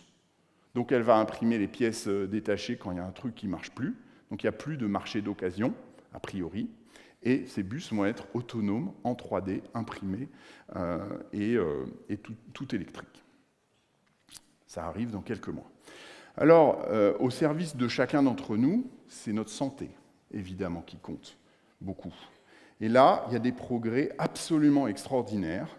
Un chercheur de Stanford a un jour envoyé son petit mail ici, qui dit, en 2015, il y a 3 ans, il a dit à un autre chercheur du même campus, si votre programme est capable de différencier des centaines de races de chiens, vous voyez toujours, je pense qu'il serait peut-être capable de nous aider en dermatologie.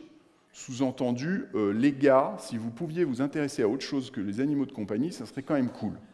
Parce que nous, chercheurs en dermato, ça fait des années qu'on regarde des boutons, des tumeurs, des carcinomes, et c'est pas facile. Il se trouve que le cancer de la peau, c'est le plus commun aux États-Unis. Un Américain sur 5 va développer un cancer de la peau, malheureusement, au cours de sa vie. Et en 2017, on estime qu'il y aura 87 000 nouveaux cas de mélanome aux US. Et malheureusement, presque 10 000 personnes vont mourir. Non pas que ça soit impossible à détecter, mais parce que tout le monde ne va pas en permanence chez le dermatologue. Et donc, ils ont fait quoi ? Ils ont développé une application qui fait de la reconnaissance d'image. Maintenant, vous savez ce que c'est. Et tout seul, avec son smartphone, on regarde ces boutons et on sait dire si c'est à risque ou pas. Et on sait le dire beaucoup mieux qu'un dermatologue. C'est comme ça. Pas la peine de dire « oui, non, mais ça, j'y crois pas », etc. C'est l'article, si vous voulez, dans Nature, Lesions Learned, explique très clairement et prouve les résultats. Donc demain, mais demain, c'est très très vite, on va avoir tous la possibilité de nous auto-diagnostiquer. Ça ne va pas remplacer les dermatologues, jamais, on en aura plus besoin que jamais. Par contre, on va travailler entre la machine et l'humain pour faire en sorte que quand il y a un risque, on appelle l'humain, on va contrôler, on va regarder. C'est un enjeu de santé publique. On peut sauver des milliers de gens avec ce système. L'enseignement. Il y a des recherches passionnantes qui sont faites en ce moment, exactement comme ce qu'on vient de voir, pour savoir si la séquence optimale pour former nos enfants, c'est de commencer par un programme informatique, puis un prof dans une salle, ou bien un prof dans une salle, puis un programme informatique. Et les résultats sont ici, c'est tout frais, ça a été publié il y a quelques mois. On semble dire que ça marche plutôt pas mal quand dans une classe, on commence par un programme informatique. Évidemment, il est adaptatif. C'est-à-dire que quand vous êtes en classe, on fait un exercice de maths, l'un de vos enfants ne comprend pas le problème, la maîtresse donne la solution.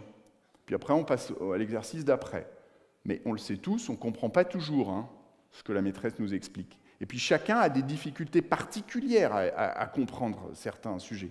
Et donc, un programme de maths, un programme qui vous apprend, il va aller comprendre ce que vous ne comprenez pas et vous faire plus d'exercices pour vous sur le truc que vous n'avez pas compris. Alors qu'un prof dans une salle, vous pouvez mettre 15 personnes, 10 personnes, 5 élèves, ça peut vous être le pays du monde qui investit le plus en enseignement, on ne pourra jamais avoir autant d'attention portée sur un seul élève. Donc évidemment, il faut imaginer des logiques d'enseignement où on fait travailler ensemble la machine et l'homme. On pourrait dire ça d'ailleurs de plein d'autres domaines, notamment le recrutement. Il y a certainement des gens que ça va heurter ici, mais toutes les expériences prouvent que entre un recrutement complètement subjectif avec des entretiens, purement des entretiens, et un recrutement où il y a des tests, les tests, c'est pas mal quand même. C'est assez efficace. Donc, en tout cas, imaginez des séquences de recrutement où on ait une complémentarité entre les deux, augmenter l'homme, augmenter l'humain, augmenter le recruteur, augmenter le médecin, augmenter l'enseignant. C'est ça la direction. Et il faut voir ces robots non pas comme des concurrents. Je pense que c'est un point essentiel. Non pas comme des serviteurs, encore moins comme des maîtres, comme des collègues, comme des outils, comme des gens qui vont savoir faire des choses qu'on ne sait pas forcément faire soi-même, mais en revanche, à qui on va pouvoir tellement apporter. Et puis l'inclusion. J'ai rencontré il y a moins d'un an 2 Français qui ont grandi tous les deux dans une famille de sourds. Ils ont décidé de créer une société ensemble, qu'ils ont appelée AVA, qui permet de poser un téléphone sur la table et qui retranscrit en temps réel qui dit quoi. Ça a l'air de rien, mais cette application a été téléchargée des millions de fois. C'est des matheux, évidemment. Et tout d'un coup, les sourds peuvent venir dîner avec des gens qui ne sont pas sourds. Ils peuvent participer, s'exprimer, comprendre la conversation. Ils peuvent suivre un cours, parce qu'en temps réel, on peut afficher sur l'écran tout ce qui est dit par le prof. Ils peuvent travailler, ils peuvent échanger. On est juste en train de régler un problème millénaire. Et puis, si on va encore un peu plus loin, des expériences passionnantes sont faites en ce moment en neurosciences, notamment à l'université Brown aux États-Unis, où ce professeur, John Simrall, essaye, pour les personnes qui sont totalement paralysées, de connecter une partie de leur cerveau avec finalement un robot. Alors ça peut sembler terrifiant, mais on constate que quand il y a eu lésion de la moelle épinière, par exemple, eh bien, on arrive à, chez ces personnes, il y a 13 patients qui sont traités, équipés comme ça. Aujourd'hui, il y en a 12 qui arrivent à faire bouger un robot, juste par la pensée. Donc demain, on devrait pouvoir s'en sortir et faire en sorte que, par la pensée, on puisse commander un robot. Évidemment, les bénéfices sont immenses.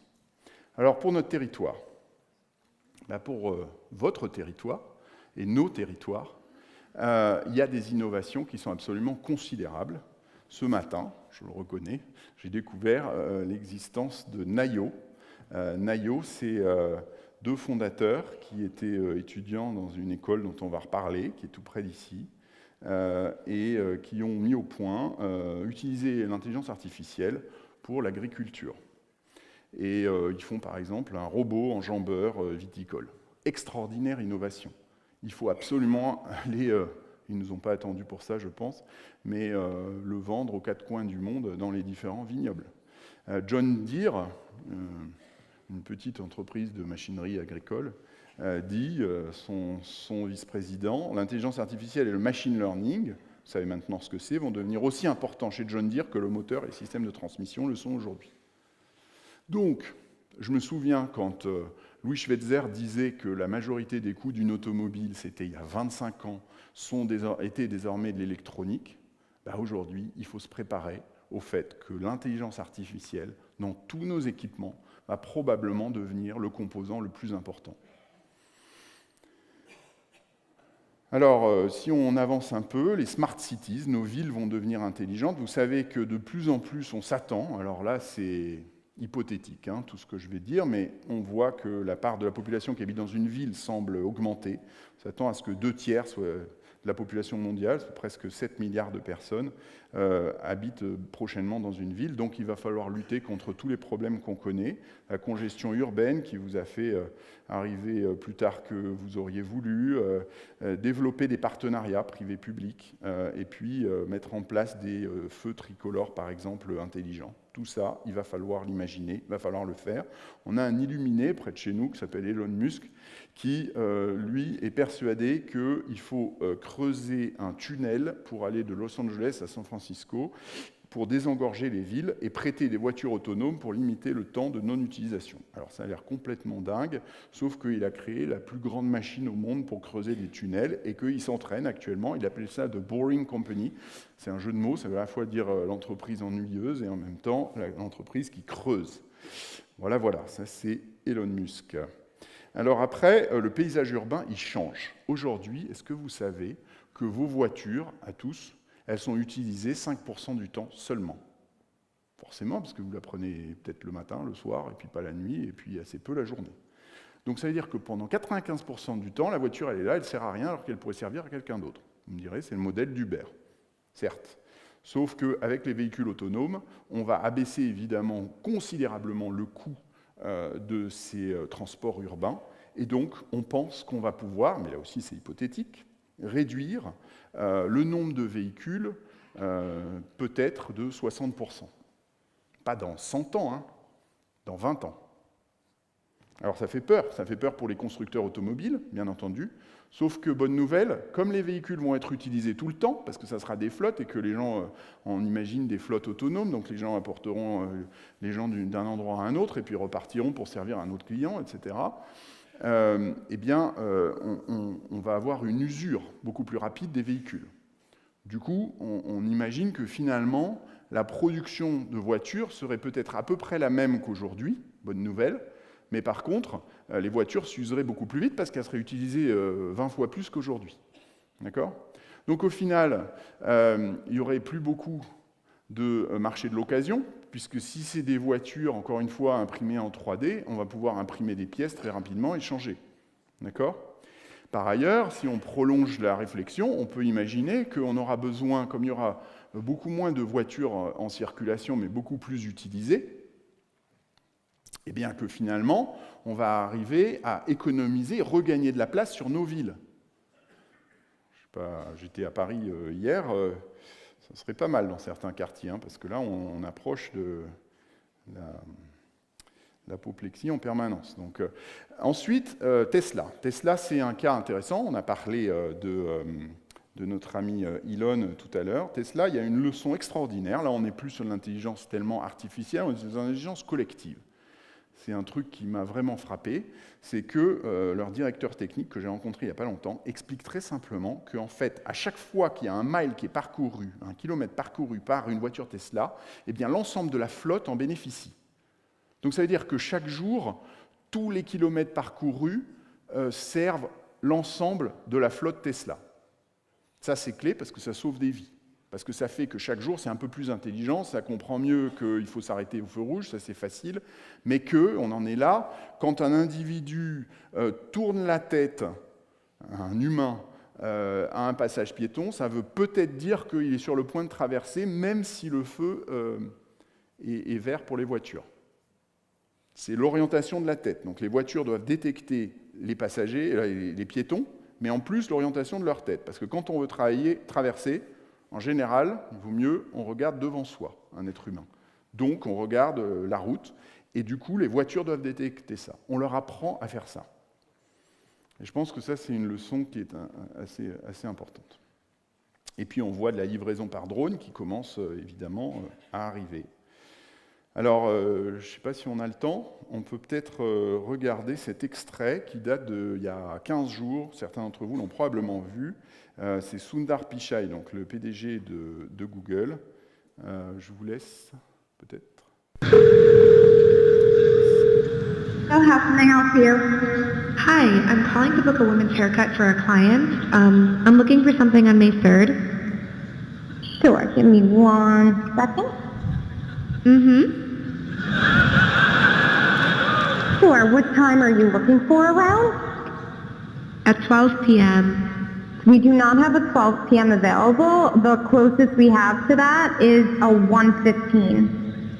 Do you have anything between 10 a.m. and 12 p.m.? Depending on what service she would like. What service is she looking for? Just a woman's haircut for now. Okay, we have a 10 o'clock. 10 a.m. is fine. Okay, what's her first name? The first name is Lisa. Okay, perfect. So I will see Lisa at 10 o'clock on May 3rd.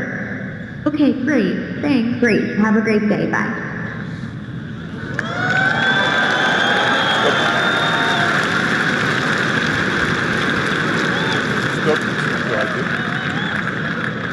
That was a real call you just heard. The amazing thing is the assistant. Merci. Donc en fait, c'était quoi ? C'était une démonstration de la dernière IA de Google qui est capable, quand vous êtes assis dans votre canapé et que vous lui demandez de réserver pour vous un rendez-vous chez le coiffeur, de passer un coup de fil, d'appeler un coiffeur, de discuter en langage naturel, comme on se parle, avec une coiffeuse en l'occurrence, de proposer des créneaux horaires, de les enregistrer, de discuter et de fixer un rendez-vous. Alors dans un premier temps, vous voyez, les gens sont enthousiastes, Google est enthousiaste, le public applaudit. Ce qui est très intéressant, c'est que le lendemain, énorme levée de bouclier aux États-Unis, Google nous prend pour des imbéciles. Parce que ce qui est très choquant dans cette vidéo, pardon, c'était en anglais, c'est que évidemment, la coiffeuse ne se rend pas compte que c'est un robot qui appelle. Et donc, c'est très gênant parce qu'on a l'impression qu'on trompe la personne. Et ça, ce n'est pas acceptable.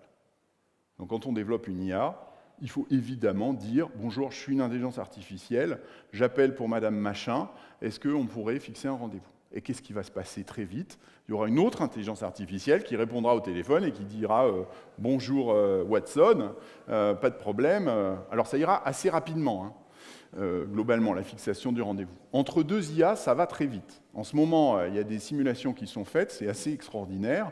On voit que dans une négociation, quand on dit à deux IA quel est l'objectif, on leur donne des biens fictifs à l'une et à l'autre, et on lui dit ton but c'est de négocier pour échanger avec l'autre certaines choses que tu as, qu'on te donne, dans ton but à toi d'obtenir tel truc que l'autre IA a, ben on se rend compte qu'ils ont inventé le bluff.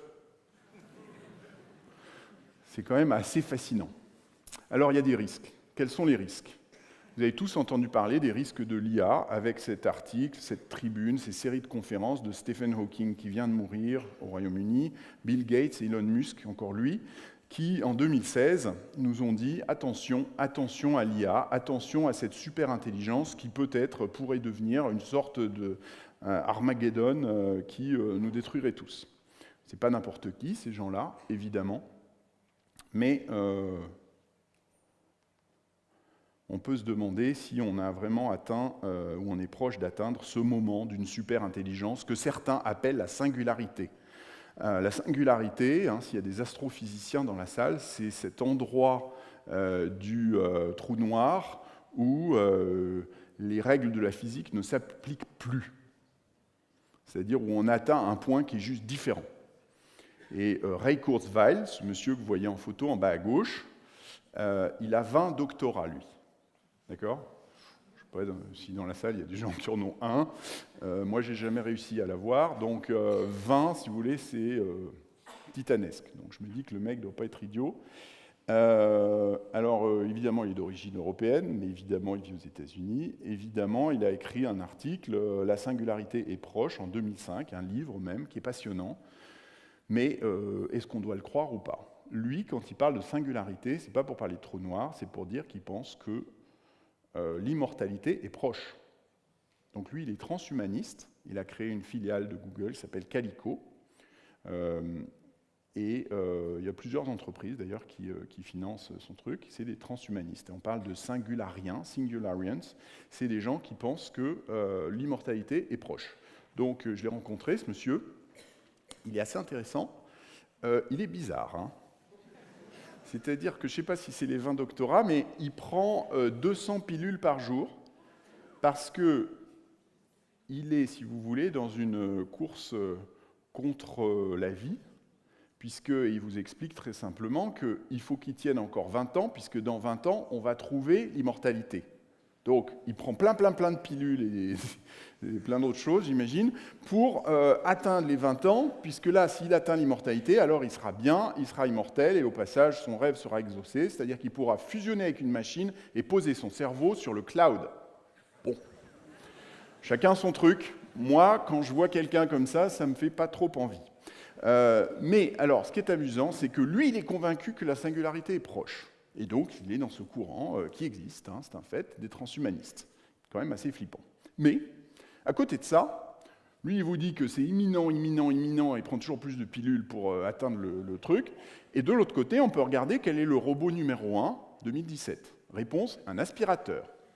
Oui, alors, moi, je ne sais pas vous, mais si on en est à l'aspirateur, on se dit que l'immortalité, c'est peut-être pas complètement pour tout de suite. Et d'ailleurs, il y a ce monsieur dont je vous recommande le livre, parce qu'il m'a beaucoup aidé dans cette présentation, qui s'appelle Piero Scaruffi, qui est un professeur à Stanford, incroyable, puisqu'il va du rock'n'roll à l'intelligence artificielle. Et donc, lui, il explique que l'intelligence, c'est pas du tout artificiel, et qu'on est bien loin de la singularité, c'est assez rassurant. Retour à la réalité, on parlait tout à l'heure des souris, ou de reconnaître des chats. Alors, reconnaître un chat, c'est quelque chose que n'importe quelle souris peut faire, alors qu'il a fallu 16 000 ordinateurs à Google travaillant en parallèle pour faire la même chose. Donc, bon, singularité, on peut se dire qu'on n'y est pas tout à fait quand même. Retour à la réalité aussi, AlphaGo, le jeu de Go. Qu'est-ce que AlphaGo, créé par DeepMind, peut faire à part jouer au jeu de Go? Réponse, rien. Vous lui montrez un jeu d'Othello, il ne comprend même pas le point. D'accord? Qu'est-ce que vous pouvez faire d'autre que jouer au Go? Beaucoup de choses. AlphaGo, par ailleurs, il consomme 440 000 watts pour faire une seule chose. Alors, ok, il l'a fait bien. Enfin, il n'en fait qu'une. Hein. Votre cerveau il utilise 20 watts. Et il fait, a priori, un nombre infini de choses. Donc, on n'y est pas. Et ça, c'est une très bonne nouvelle. Tromper une IA, c'est possible aussi. Là, je vous montre ces exemples que j'aime beaucoup. Il y a des gens qui se passionnent, c'est chacun son truc, pour savoir comment tromper une IA. Mais on va peut-être tous devenir des experts. Hein. Donc, si vous montrez un truc comme ce qu'il y a en haut à gauche là, une IA normalement constituée va vous répondre évidemment, c'est une télécommande. Si vous lui montrez les dessins juste après, il va vous dire c'est un poisson rouge. Et puis, des trucs un peu ondulés, c'est une guitare électrique. Et les trucs avec des chevrons, c'est une balle de baseball. Et avec ça, il est confiant. Hein. 99,6. Vous voyez que c'est un peu flippant. Donc, on peut les tromper. Encore pire, j'ai envie de dire, l'année dernière, hein, il y a presque un an, le Los Angeles Times, gros journal californien, tout d'un coup fait la une, change ses unes, online, je crois même qu'il publie un article papier, un article écrit automatiquement, on l'a compris après, et ça c'est inquiétant, beaucoup d'articles sont écrits automatiquement, nous annonçant un tremblement de terre, dont ils nous disent eux-mêmes dans l'article qu'il s'est produit en 2025. Alors on est en 2017, et là ils nous disent « Breaking news, attention, il y a eu un tremblement de terre en 2025 ». Ok. Donc, petit bug de l'IA, vous voyez. Il y a eu plein de choses après. Au départ, il y a une défaillance humaine de quelqu'un qui s'est trompé, qui a appuyé sur le bouton de l'alerte. Et puis, un problème, c'est que les news, elles s'écrivent toutes seules. Alors, on en arrive à la question de Paul, qui est tellement importante, puisqu'on parle de nos territoires. Est-ce que les robots vont nous voler nos emplois? Voilà quelques-uns des pays qui ont le plus grand nombre de robots, hein, aujourd'hui. C'était il y a quelques années. Bon, en 2012. Vous voyez qu'aux US, 168 000, par exemple. En Allemagne, 160 000. Il n'y a pas le chiffre là-dessus pour la France, mais on en avait pas mal. Et en fait, les pays où il y a le plus de robots, c'est aussi, à peu près tout le temps, les pays où le taux de chômage est le plus faible. Donc, est-ce que les robots vont nous piquer tous nos jobs? C'est pas sûr. En tout cas, on a clairement intérêt à investir dans ce qui est l'avenir, sans être naïf, en protégeant évidemment tous nos emplois, mais en essayant d'être le plus en pointe possible. La meilleure défense, c'est l'attaque. Alors, Monsieur le Président, je m'excuse, j'ai été impertinent. Je suis allé sur un site et j'ai regardé quelle était la probabilité que vous, en tant que président, vous perdiez votre job à cause d'un robot. Désolé. Bonne nouvelle, vous avez 1,5% de chance d'être remplacé par un robot dans les 20 ans qui viennent. Donc, c'est considéré comme étant totalement safe. Les robots peuvent-ils créer de l'emploi? Je ne sais pas. En tout cas, la société robotisée semble prouver qu'il y a plein de nouveaux métiers. On en a cité depuis 1 heure.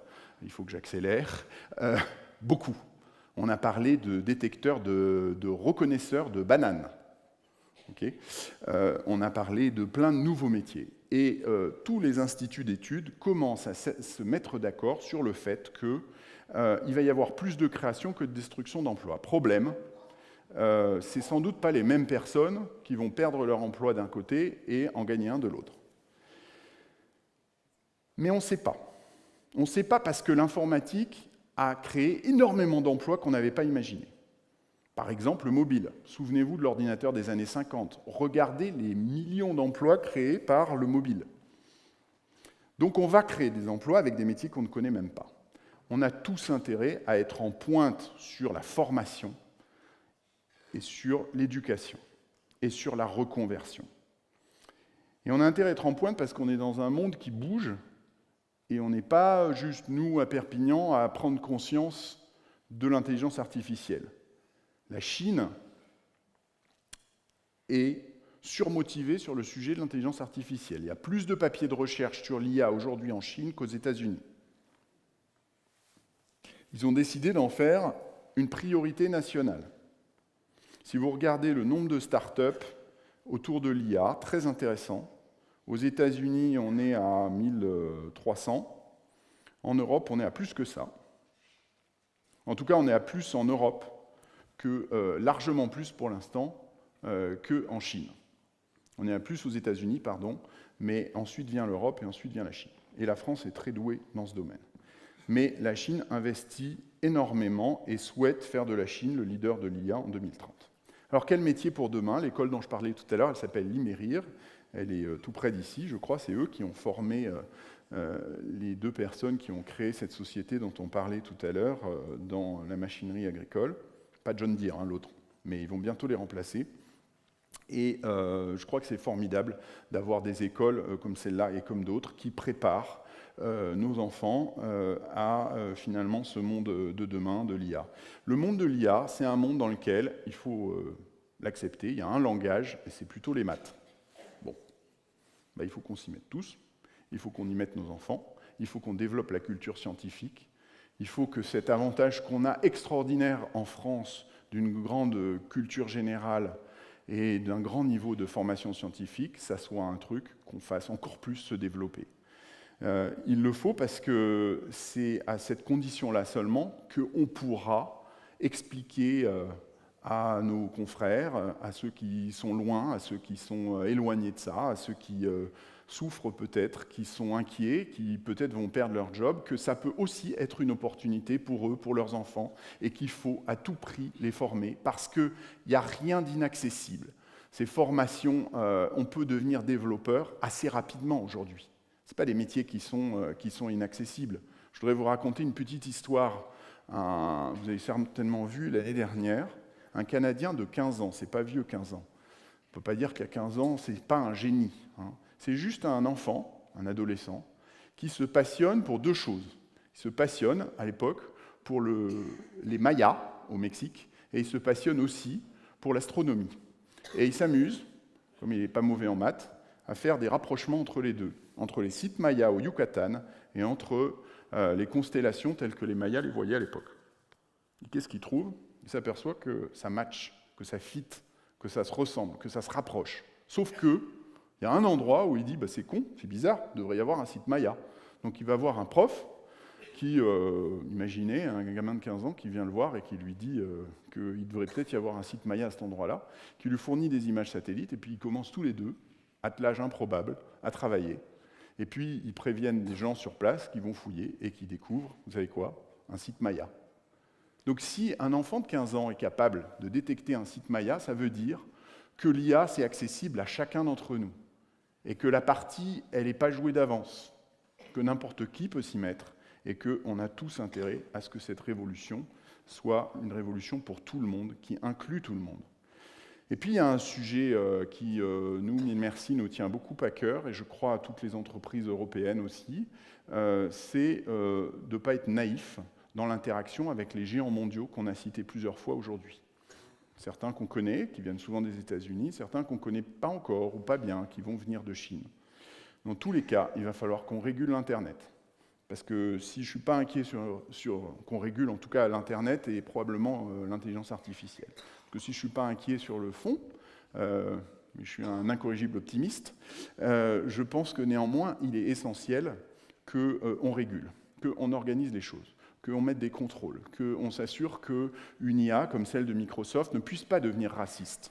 Elle est devenue raciste en quelques heures parce que quelques personnes mal intentionnées, des humains, pas des machines, des humains mal intentionnés ont voulu détourner la machine et la rendre raciste. Ils lui ont appris à devenir raciste. En quelques heures, c'était atroce. Donc Microsoft a arrêté l'IA. Qui peut dire qu'il ne faut pas réguler l'intelligence artificielle ? C'est pour ça, d'ailleurs, entre autres, que Elon Musk, Bill Gates et Stephen Hawking tout à l'heure ont créé un truc qui s'appelle l'OpenAI, qui vise à réguler. Dans plein de domaines de nos vies digitales aujourd'hui, on a besoin de régulation. Il se trouve qu'il y a ce monsieur, qui n'est pas de Perpignan, il est de Toulouse. Ok, on se rapproche, on était à Clermont, on passe à Toulouse, on est tout près. Ce monsieur, il s'appelle Jean Tirole, il a eu le prix Nobel d'économie en 2014, c'est le dernier Français à l'avoir eu. Je l'ai rencontré il y a quelques semaines à San Francisco, il a fait une conférence lumineuse sur l'enjeu de la régulation dans le domaine de l'Internet. J'espère qu'il sera écouté. Pour conclure, je crois que la bêtise humaine est en réalité beaucoup plus à craindre que l'intelligence artificielle. Le développement des robots et de l'intelligence artificielle va mener à un monde qui sera encore plus complexe, dans lequel l'intelligence humaine et l'esprit de finesse, cher à Blaise Pascal, joueront un rôle encore plus important. Et puis, on l'a dit tellement de fois, l'homme augmenté, la collaboration entre l'humain et l'intelligence artificielle va permettre de meilleures performances que l'humain seul ou la machine seule. On l'a vu pour l'enseignement, on en a parlé pour le recrutement, on en a parlé dans la santé. Donc ce n'est que le commencement. Merci à tous.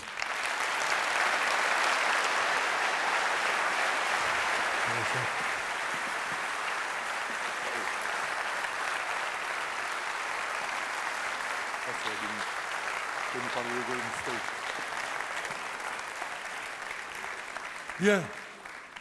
Merci. Merci Thibaut pour cette démonstration.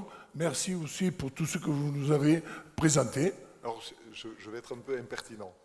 Une séquence. Ce matin, nous nous sommes retrouvés avec Thibaut depuis la dernière fois que nous nous sommes vus. Et puis ici, on est le pays du rugby. Donc du rugby à 13, du rugby à 15. Et puis, la nuit passée, j'avais vu sur le journal, en lisant ce matin, qu'il y avait eu un événement aux États-Unis. Pour ceux qui suivent le basket là-bas, c'est une religion. Et il y avait la finale, enfin, il y a actuellement la finale de NBA. Oui. Et si vous avez regardé, hier soir, les Golden State, donc qui sont à Oakland, donc dans la baie de San Francisco, ont gagné leur 3e match. Ils ne sont plus qu'à un match de la victoire finale. Parallèlement, il s'est passé aussi une autre chose, c'est que hier soir, un joueur des Golden State, Durant, a marqué 41 points. Il a battu le record marqué par un basketteur américain lors d'une finale de NBA. Et ça, il a battu le record de LeBron James qui jouait juste en face pour l'équipe de Cleveland. Voilà. Alors donc juste, je parlais avec Thibaut, tiens, alors cet événement-là, ça parle là-bas. Il me dit, mais attends, je vais te raconter un petit peu qu'est-ce que c'est que l'équipe de Golden State. C'était tellement interpellant que je vous propose en quelques secondes que tu nous expliques, Thibaut, ce moment que tu m'as raconté. Avec plaisir. En fait, il y a quelques années, il y a un entrepreneur de la Silicon Valley qui avait fait fortune dans l'Internet, comme beaucoup trop de gens dans la Silicon Valley, et qui, finalement, se dit, tiens, il y a une équipe, là, qui fait de la peine à tout le monde, parce qu'elle n'a jamais rien gagné depuis 30 ans, et c'est l'équipe de basket d'Oakland, les Golden State Warriors. À l'époque, c'est la risée du monde du basket américain. Ils n'ont pas fait une phase finale de NBA depuis des années. Et lui, il rachète ça, très cher, néanmoins, parce que les équipes de basket, ça coûte très cher.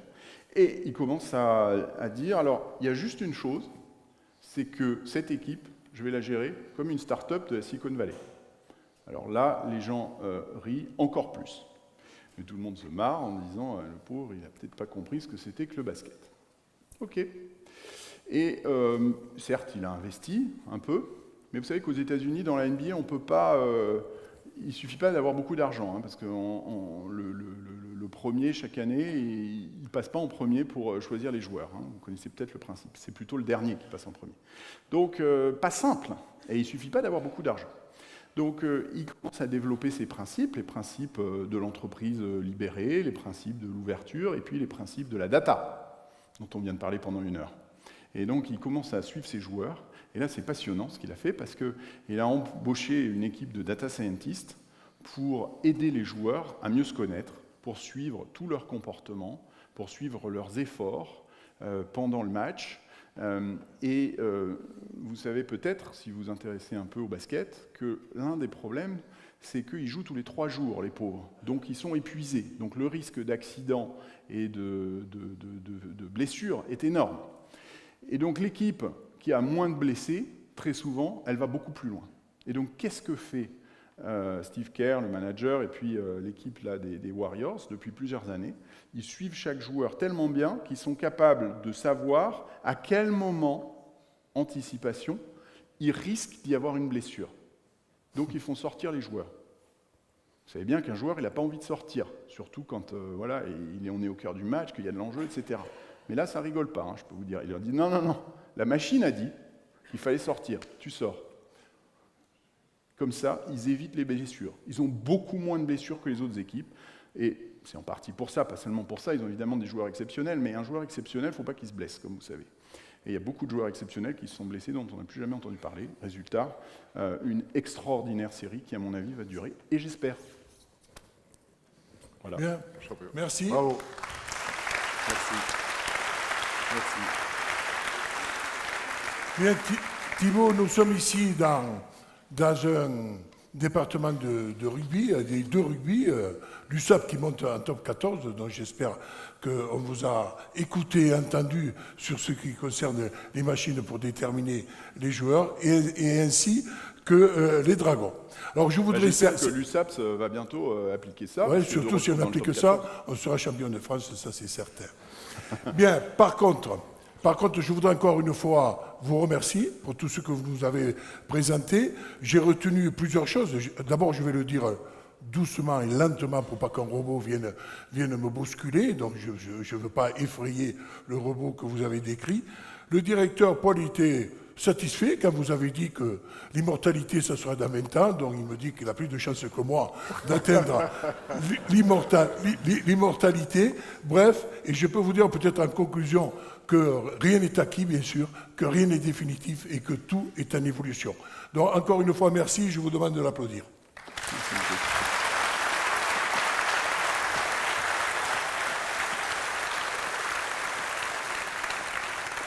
Alors, avec Paul, nous savons tous que ventre creux n'a plus d'oreilles, donc nous serons rapides sur nos conclusions, et je lui laisse la parole pour une conviction, et puis moi j'essaierai aussi de terminer par une autre conviction.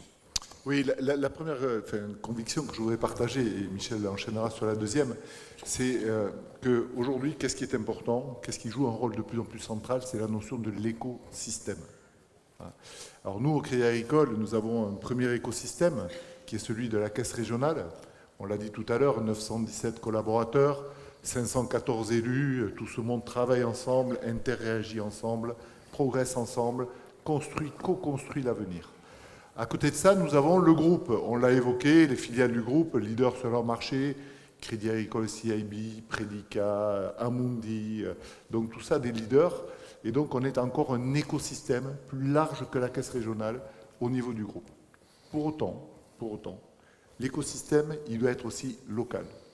On considère aujourd'hui qu'il faut que l'on soit, l'écosystème local doit être une coopérative d'initiatives coordonnées qui convergent dans le même sens. Voilà. On est tous des décideurs, des investisseurs, des patrons d'entreprise, des acteurs du monde de la connaissance, du monde de la recherche, et il faut qu'on travaille de plus en plus ensemble.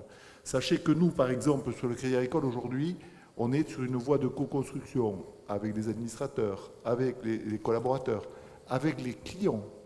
Maintenant, nous construisons des démarches sur des panels clients où on demande aux clients de nous aider à construire la prestation qu'il va vouloir qu'on lui offre.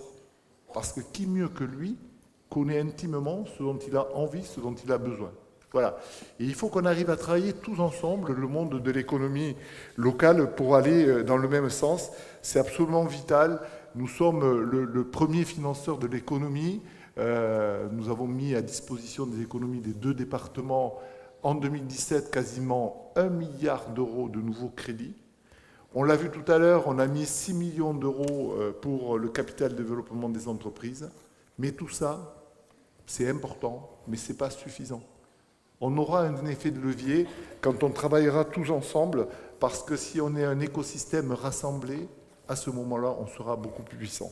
Donc voilà ce que je voulais partager avec vous. Alors, l'écosystème, c'est en fait, le sens littéral de l'écosystème, c'est en fait un monde d'êtres vivants, alors les spécialistes appellent ça la biocénose, et qui travaillent en réplique avec son environnement qui est le biotope. Voilà.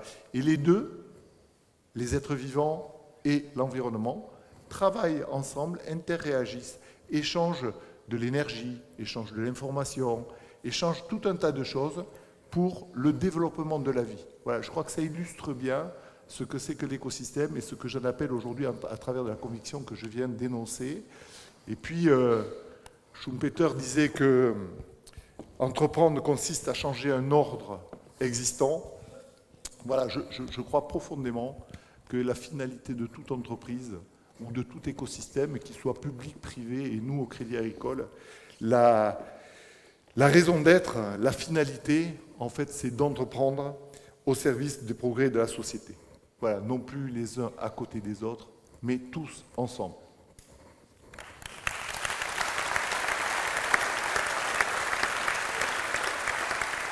Très bien. Très bien, monsieur le directeur. Merci, Paul. Bien.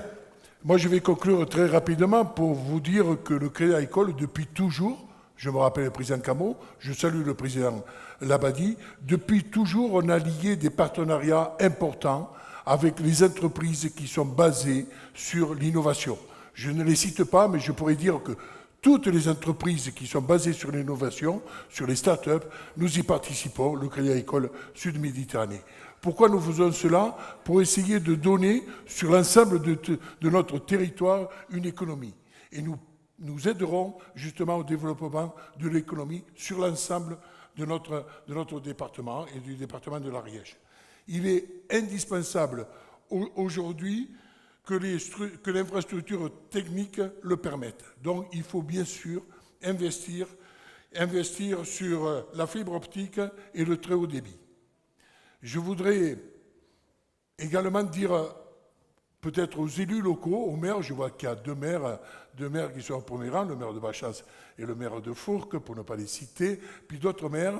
Je voudrais dire aussi aux conseillers départementaux, je voudrais dire aussi aux conseillers régionaux d'investir aujourd'hui, d'investir sur ces produits, sur la fibre optique et le haut débit, parce que demain il sera trop tard. Il est certain qu'au niveau des communautés, des communes, nous avons un problème sur le fiscal aujourd'hui avec une restriction importante, mais je vous dis simplement d'investir plutôt que de fonctionner. Donc essayez de mettre l'argent des communes pour essayer d'investir pour demain, pour l'avenir. Sachez que nous, Crédit Agricole, on y sera. On participera, bien sûr, au financement. Et puis, j'ai parlé du réseau mutualiste tout à l'heure, 450 personnes, et bien là, on sera là pour faire de la pédagogie, pour que l'ensemble de nos territoires soit irrigué par cette innovation, plus en dehors des villes, mais toute la zone rurale, et nous le faisons. Donc je lance cet appel à tous les politiques pour essayer d'investir demain sur ce qui vous a été présenté aujourd'hui. Voilà, on arrive au terme de cette réunion d'information. Je pense que vous avez apprécié. Quant à moi, avec le directeur général, nous sommes utiles, je pense, simplement à vous présenter ce que vous avez vu ce soir. Je pense que c'est important, que vous retiendrez bien sûr certains exemples qui vous ont été donnés par Thibault, et que vous retiendrez aussi que le Crédit Agricole a besoin de vous pour permettre justement cette révolution informatique. En tous les cas, je vous donne rendez-vous au deuxième étage pour le buffet, et je vous remercie d'avoir participé à cette manifestation. Merci beaucoup.